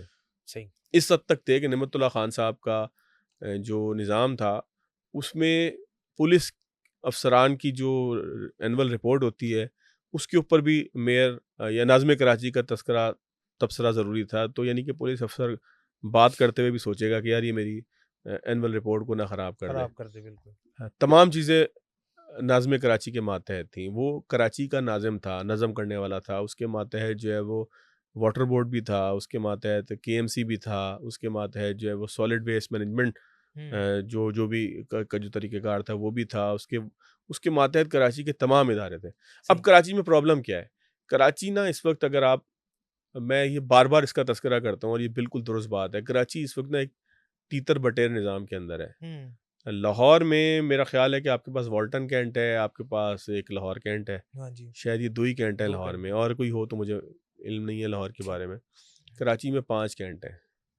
कराची में सबसे पहले आता है पीएफ मसरूर, और उसके इर्द-गिर्द का जो कैंट है उसको कहते हैं मसरूर कैंट, हुँ, कैंट बोर्ड मसरूर, हुँ, ठीक है? उससे आप आगे आते हैं तो कैंट बोर्ड क्लिफ्टन आता है सीधे हाथ की तरफ, जो पुल के उस पार आबादी है डिफेंस क्लिफ्टन की, वो कंटोनमेंट बोर्ड क्लिफ्टन में आती है। फिर आप थोड़ा-सा और आगे शार फैसल पे आ जाएँ आप कराची की। हुँ, जब शार फैसल शुरू होती है तो वो कराची कंटोनमेंट बोर्ड होता है। हुँ, जैसे ही थोड़ा-सा आप आगे शार फैसल पे बढ़ते हैं, नर्सरी की तरफ आते हैं और कारसाज के करीब पहुँचते हैं, तो ये कंटोनमेंट बोर्ड ख़त्म हो जाता है और यहाँ पे डिस्ट्रिक्ट ईस्ट शुरू हो जाता है। हुँ, डिस्ट्रिक्ट ईस्ट से जब थोड़ा-सा ही आप आगे बढ़ते हैं तो साइड में जो है वो एयरफोर्स की बेसेस आ जाती हैं और वो कंटोनमेंट बोर्ड फैसल है। कंटोनमेंट बोर्ड फैसल से आप थोड़ा-सा अगर राइट की तरफ चले जाएँ, अंदर की तरफ, तो आपको आ जाएगा क्रीक, हुँ, कंटोनमेंट बोर्ड क्रीक या कुरंगी क्रीक का एरिया आ जाएगा, ये भी एक कंटोनमेंट है। हुँ, उससे जब आप वापस शार फैसल की तरफ आते हैं, तो थोड़ी देर बाद आ जाता है डिस्ट्रिक्ट कोरंगी, जो एयरपोर्ट के आस-पास है। डिस्ट्रिक्ट कोरंगी से ज़रा-सा आप आगे बढ़ते हैं, तो उल्टे हाथ की तरफ जो इलाका है, वो मलीर कंटोनमेंट बोर्ड है। हुँ, 5-6 कंटोनमेंट बोर्ड हों, मैं कंटोनमेंट बोर्ड के ऊपर तनकीद नहीं कर रहा, मैं तनकीद ये कर रहा हूँ कि आप उन इलाकों से आने वाला पानी, उन इलाकों में होने उठने वाला कचरा, वो मेयर कराची के मातहत नहीं है। हुँ, बिल्कुल। वो कंटोनमेंट बोर्ड खुद एक बल्दिया है, वो केएमसी नहीं है। ये केएमसी। डीएमसी खुद एक बल्दिया है, हुँ, ये केएमसी नहीं है, Karachi municipal corporation, metropolitan corporation नहीं है। हुँ, ये खुद अलग-अलग एक इंतज़ामी यूनिट्स हैं। सही। जब एक ही शहर के अंदर इतने इंतज़ामी यूनिट्स आ जाएँगे कि कोई कोई जो है वो डीएमसी के नाम से हो, कोई एक केएमसी के नीचे ही कोई 1500 किस्म के जो है वो कंटोनमेंट बोर्ड भी आ जाएँ, वहाँ पे डीएमसीज़ भी आ जाएँ, तो फिर आप किसी एक शख्स को कैसे अकाउंटेबल ठहरा सकते हैं? सही। होना ये चाहिए कराची अ, तब ठीक हो सकेगा कि जब वहाँ एक अच्छा बल्दियाती निज़ाम हो। और अच्छे बल्दियाती निज़ाम की जब हम बात करेंगे तो मेयर के मातहत, न्यूयॉर्क के मेयर के मातहत तो वहाँ की पुलिस भी है, पुलिस तो भी है, कराची में क्यों नहीं है? क्यों नहीं हुई? इसलिए नहीं है कि हमारी जो पॉलिटिकल क़ियादत है, ऊपर जो लोग जीत के आए होते हैं, एमपीएस और एमएनएस बने होते हैं, वो ताकतवर होते हैं। उन्होंने लेजिस्लेशन करनी होती है कि बल्दियाती निज़ाम कैसा होगा। तो वो ज़्यादा चीज़ें अपने पास रख लेते हैं, और जो घिसी-पिटी चीज़ें कचरा उठाने की हैं, जिसमें ज़्यादा गालियाँ पड़ती हैं या लोगों को सहूलत देने की है, वो सर हम ये वीडियोस देखते हैं, आज भी मेरे ख्यालों की तपिश ज़िंदा है, हुँ, आपने भी देखी होंगी। एक 2 लोग खड़े हैं बाइक के ऊपर, एक बंदा आया वहाँ से, उसने पिस्टल निकाला और ऐसे सामने रखा और मोबाइल लेके चला गया। ठीक है, आप ये समझते हैं कि सीसीडी, क्राइम कंट्रोल डिपार्टमेंट, जो पंजाब में बना है, सिंध हुकूमत को ये ख़्याल आना चाहिए था, और कराची में ये ख़्याल, कराची को ज़्यादा ज़रूरत है सीसीडी की पंजाब से ज़्यादा। अच्छा, अगर आप कराची की बात करें ना, जो वक़्त हमने खुद देखा, हमसे पहले वालों ने उससे भी बुरा वक़्त देखा। लेकिन जो मैंने अपनी आँखों से वक़्त देखा कि हम अखबार में थे और रोज़ाना गुज़रते हुए शीशे के पीछे बैठे अपने क्राइम रिपोर्टर से पूछते थे कि आज स्कोर क्या हुआ? बड़ी हुँ, अफ़सोसनाक बात है, ये जुमला भी बड़ा अफ़सोसनाक है। स्कोर और क्या हुआ? स्कोर से मुराद थी कि कितनी लाशें गिरी हैं, कहो। और उस स्कोर का मतलब ये है कि 12 से 15 लाशें तो रोज़ गिरती थी। हुँ, 12 से 15 लाशें 2012-13 में रोज़ गिरती थी, और 12 से 15 से ऊपर जब होती थी, तो अब अखबार की जब मैं बात करूँगा, तो अखबार में खबर की जो हैसियत होती है वो डिसाइड करती है कि उसकी प्लेसमेंट किधर होगी, वो किस पेज की खबर बनती है। तो जब 12 से ऊपर होगा, यानी कि 10 से कम लोग अगर अपनी जान से हाथ धो बैठे हैं, तो वो लोअर हाफ में होगी, अखबार का जो नीचे वाला एरिया है, फ्रंट मैं पेज समझ का। गया था आपकी बात। और जब वो ज़्यादा हो जाएगी तो वो ऊपर चले जाएगी खबर। 12 के करीब चली गई तो वो 3 कॉलम हो जाएगी, जी। बड़ी हो जाएगी और ऊपर चले जाएगी। जब वो 12 से ऊपर 18 के करीब फिगर जाएगा, तो वो फिर 3 कॉलम हो जाएगी और रिवर्स सुर्खी में चली जाएगी, यानी कि उसके पीछे ब्लैक कलर आ जाएगा, और वो मेन लीड के साथ जो 3 कॉलम लगनी है वहाँ लगेगी। वहाँ लगेगी। अगर 20 से ऊपर चले गए हैं लोग, तो फिर वो सुपर लीड लगेगी। लीड से ऊपर जो लीड लीड होती से है। ऊपर जो लीड और होती है। अगर उससे भी ज़्यादा हो गए हैं, तो फिर वो रिवर्स होगी। रिवर्स वाली। और ये क्राइटेरिया कब डिसाइड होता है? जब काम बार-बार हो रहे होते हैं, तब उसकी एसओपीज़ बनती हैं। एसओपीज़ बनती है, बिल्कुल। इसका मतलब ये है कि ये रोज़ का रूटीन था। मुझे याद नहीं पड़ता है कि 365 में से शायद कोई 65 दिन ऐसे होंगे कि जब वो 3 कॉलम या रिवर्स सुर्खी ना बनी हो, या 12 से कम लोग मरे 12 हों। से कम। इस हद तक कराची के अंदर जो है ना, वो लोग मरते रहे। मोबाइल फ़ोन छीनना ये आम सी बात थी। अच्छा, मोबाइल फ़ोन छीनना सिर्फ़ मोबाइल फ़ोन छीनना नहीं होता। छीनना नहीं होता वो मुझसे सब। ज़िंदगी में एक दफ़ा मोबाइल फ़ोन छिना है। वो ट्रॉमा मेरे पास आज भी है। यकीन करें, लाहौर में भी कोई 125 मोटरसाइकिल तेज़ी के साथ मेरे पास से गुज़रती है, तो मुझे लगता है कि कहीं फ़ोन लेने के लिए ना आ जाए। हुँ। ठीक है ना? ये एक मेंटल ट्रॉमा है जो तवील अरसे तक मेरे साथ रहेगा। 10 साल 15 साल हो चुके होंगे मोबाइल छीने हुए भी मुझे। 2012-13 की बात होगी कि जब मोबाइल छीना, मैं उतर के आया और बिल्कुल पीछे सिक्योरिटी गार्ड खड़े हुए थे। ऑफ़िस से उतर के आया तो 2 बंदे आए, उन्होंने आके पिस्टल रखा और कहा, गाली देने के साथ कहा कि मोबाइल दे दो। मैंने उसी वक़्त मोबाइल दे दिया। नोकिया का फ़ोन था मेरे पास, एक बड़ा पतला-सा। हुँ। और जब चले गए तो गार्ड ने मुझसे पूछा, क्या हुआ था सर? मैंने कहा, मोबाइल ले गए थे। मोबाइल ले गए मेरा। ठीक है। वो मुझे आज भी याद है। आज भी कोई तेज़ आ जाए, रॉन्ग साइड से आ रहा हो, जिस तरीके से वो आए, तो मुझे आज भी वो ट्रॉमा है कि मुझे याद है कि मेरा फ़ोन छिना था। तो हाँ, असल तो तकलीफ़ वो है ना ये है, सारी की सारी। बिल्कुल। आप कहें कि अलग फ़ोर्स बना दें, कोई सीसीडी बना दें, ज़ाहिर है सिंध पुलिस इसके लिए मुख्तलिफ़ काम कर रही होगी, लेकिन कराची में अगर आप क्राइम की बात करें, तो आज शायद पहले के मुकाबले में कोई 50% तो कमी मैं कहूँगा कि ज़रूर आई होगी। हुँ, तो बेहतरी की तरफ है। हाँ, इसमें ये ज़रूर है कि एहसास तहफ़्फ़ुज़ होना चाहिए। हुँ। इस वक़्त शायद कराची में क्राइम इतना बड़ा मसला ना बड़ा हो। हुँ, अच्छा, एक बात हमें और याद रखनी चाहिए, कराची ना पाकिस्तान का वाहिद पोर्ट सिटी है। हुँ, दुनिया के जितने भी पोर्ट सिटीज़ होते हैं, चाहे वो टोक्यो हो, चाहे वो शिकागो हो, जो भी पोर्ट सिटीज़ होते हैं, उनकी एक अपनी डायनामिक होती है। वहाँ जुर्म भी होता है, वहाँ लाइफ़ भी तेज़ होती है, वहाँ लाइफ़ मुख्तलिफ भी होती है, वहाँ लाइफ़ खुदगर्ज़ी की भी होती है। वहाँ पर जो है वो रोटी-रोज़गार भी ज़्यादा होता है, हुँ, वहाँ पे फैक्ट्रियाँ भी लगती हैं। हर दुनिया के पोर्ट सिटी का एक ख़ास जो है वो स्टाइल होता है, हुँ। और उस स्टाइल के अंदर जुर्म भी लाज़मी होता है। ठीक। क्योंकि जहाँ एक इकॉनमी या जो माशी सरगर्मी होती है, वहाँ जुर्म भी फिर हुँ, साथ आता है। तो दुनिया के जितने भी पोर्ट सिटीज़ हैं, मैं कोई जवाज़ नहीं दे रहा कराची में होने वाले किसी जुर्म का, लेकिन दुनिया में जितने भी पोर्ट सिटीज़ हैं, वहाँ पर जुर्म होने की जो का रेशो है वो ज़्यादा होता है ज़्यादा थोड़ा-सा। होता है। हुँ, और कराची भी बस उसी का शिकार है। वहाँ पे फ़ोर्स अलग बना लेना, या फ़ोर्स ना, ये एक इंतज़ामी फ़ैसला है। लेकिन पंजाब में जिस तरह के केसेस थे ना, बच्चों को छेड़छाड़ के, हुँ। ख़वातीन को छेड़छाड़ के, वो एक मेट्रो सिटीज़ के अंदर उस तरीके से नहीं है। अगर आप उन तमाम केसेस को भी देखें, तो लाहौर में कितने सीसीडी के केसेस आपको कैसे नज़र आएँगे? नहीं, बिल्कुल। बहुत थोड़े से होंगे। लाहौर में कोई इक्का-दुक्का होगा किसी के नेफे में, पिस्टल चल गया होगा। नहीं नहीं बड़े सर मेरा लाहौर ख्याल में है नहीं, लाहौर शहर की बात मैं शहर आपसे, लाहौर की मज़ाफ़ात में, लेकिन मज़ाफ़ात में तो बहुत बड़ी काफी तेज़ी के साथ जो है तेजी वो से मुलज़िम भाग रहा होता है, नेफे से पकड़ा जाता है तो पिस्टल चल जाता पिस्टल है। चल बहुत तेज़ी के जाए। साथ जी हो जी रहे होंगे बिल्कुल वहाँ बिल्कुल पे, बिल्कुल। क्योंकि वहाँ मामलात ज़्यादा अभी तो हैं। खैर मंशियात के खिलाफ जो मंशियात पे क्रैकडाउन है सीसीडी का, उसमें भी जो है बड़ी तेजी से काम हो रहा है और मंशियात फरोशों ढूंढ रहे हैं मंशियात हम फरोश इसको जगह। ना एक बात मैं ख़बर आपको मैं ज़रूर करना चाहूँगा कि मावराए अदालत जो चीज़ें हैं, इसको बुराई का कमतर दर्जा समझें, लेकिन समझें बुराई। बुराई। ये मावराए अदालत कार्रवाई किसी फ़र्द वाहिद के इख्तियार में हो, बग़ैर अदालत में पेश हुए, इसको ना हम पब्लिकली बैठ के या पॉडकास्ट में बैठ के हमें सपोर्ट नहीं करना चाहिए। जी बिल्कुल। वो या एक छोटा सा गलत बड़े फिर गलत की आवाज़ बनता है। हम्म फिर इसी में फिर इंतकामी कार्रवाइयाँ भी होती हैं। हम्म, फिर यही किसी दिन हमें शिकायत होगी कि सीसीडी ने एक ऐसे नौजवान को पार कर दिया कि जिसका कोई कसूर नहीं था। हाँ फिर हम रोते हुए पैकेजेस चला रहे होंगे कि ये क्या हो गया, एक नौजवान को मार दिया, वह घर का वाहिद कफ़ील था। हम्म, क्योंकि आपने इख्तियार इतना ज़्यादा दे दिया। ये हाँ, पुलिस मुकाबले को मैं कभी सपोर्ट नहीं करूँगा। जी मैं ये ज़रूर समझता हूँ कि सीसीडी टाइप की चीज़ों से जराइम में कमी एक आती ऐसी फ़ोर्स होती है कि जिसका स्पेसिफ़िक काम होता है। या डॉल्फ़िन फ़ोर्स मैंने घूमते हुए है। देखी जी है, हमारी तरफ नहीं है कराची में। कि एक खौफ तो होता है ना आपको कि मोटरसाइकिल पे भी जी सर बंदा आ जाएगा। डॉल्फिन की वजह से काफी क्राइम रेट लाहौर हाँ, के अंदर कम हुआ। क्यों नहीं बनाई सिंध पुलिस ने, मैं इसको अंडरस्टैंड नहीं कर पा रहा। लेकिन एक वहाँ पे मददगार 15 के नाम से थी, मोटरसाइकिल पे जी घूमते जी थे। जब तक रेंजर्स का गश्त होता था कराची में, लोग डरते थे कि किसी गली के अंदर अभी कोई हाँ आ जाएगा।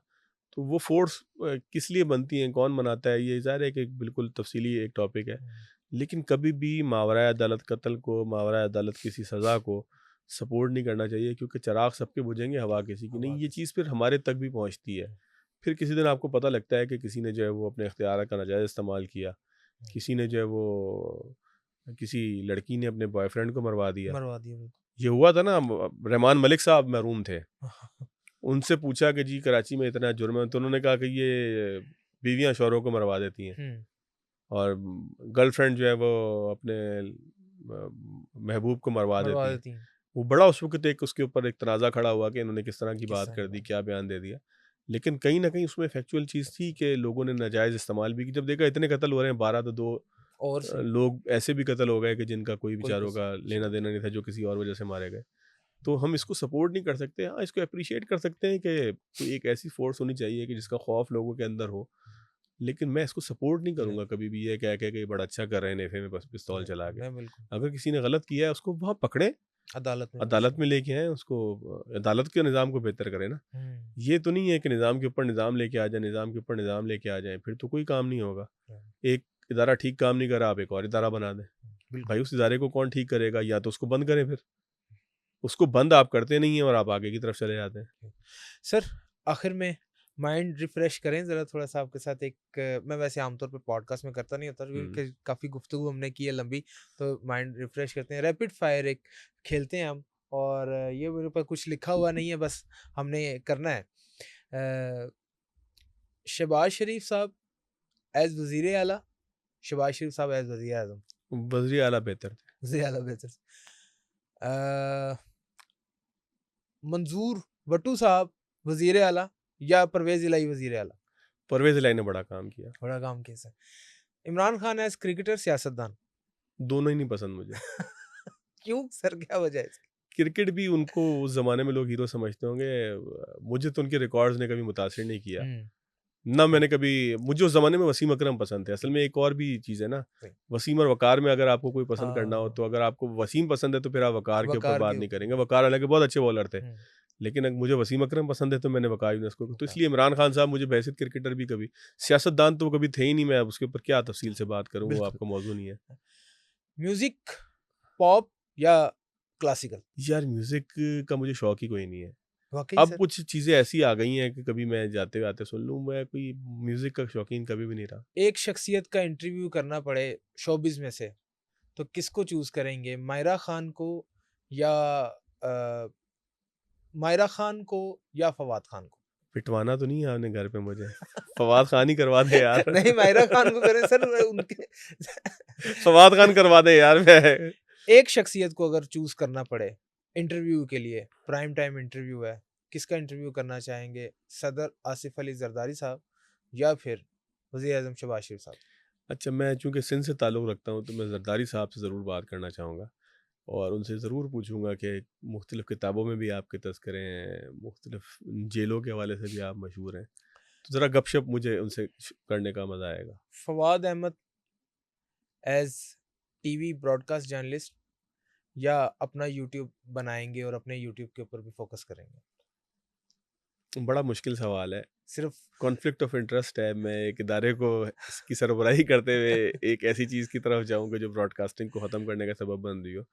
मेरा ख़्याल है फ़िलहाल तो ब्रॉडकास्टिंग में हूँ, हुँ, मैं गैर संजीदा मैं मिज़ाज से मेरे थोड़े से हट के है, ठीक, लेकिन अल्टीमेटली सबने उसी तरफ जाना है। उसी तरफ जाएँ। सर, आपका बहुत शुक्रिया। बहुत शुक्रिया। आपके साथ थैंक गुफ्तगू यू। करके बहुत मज़ा आया सर।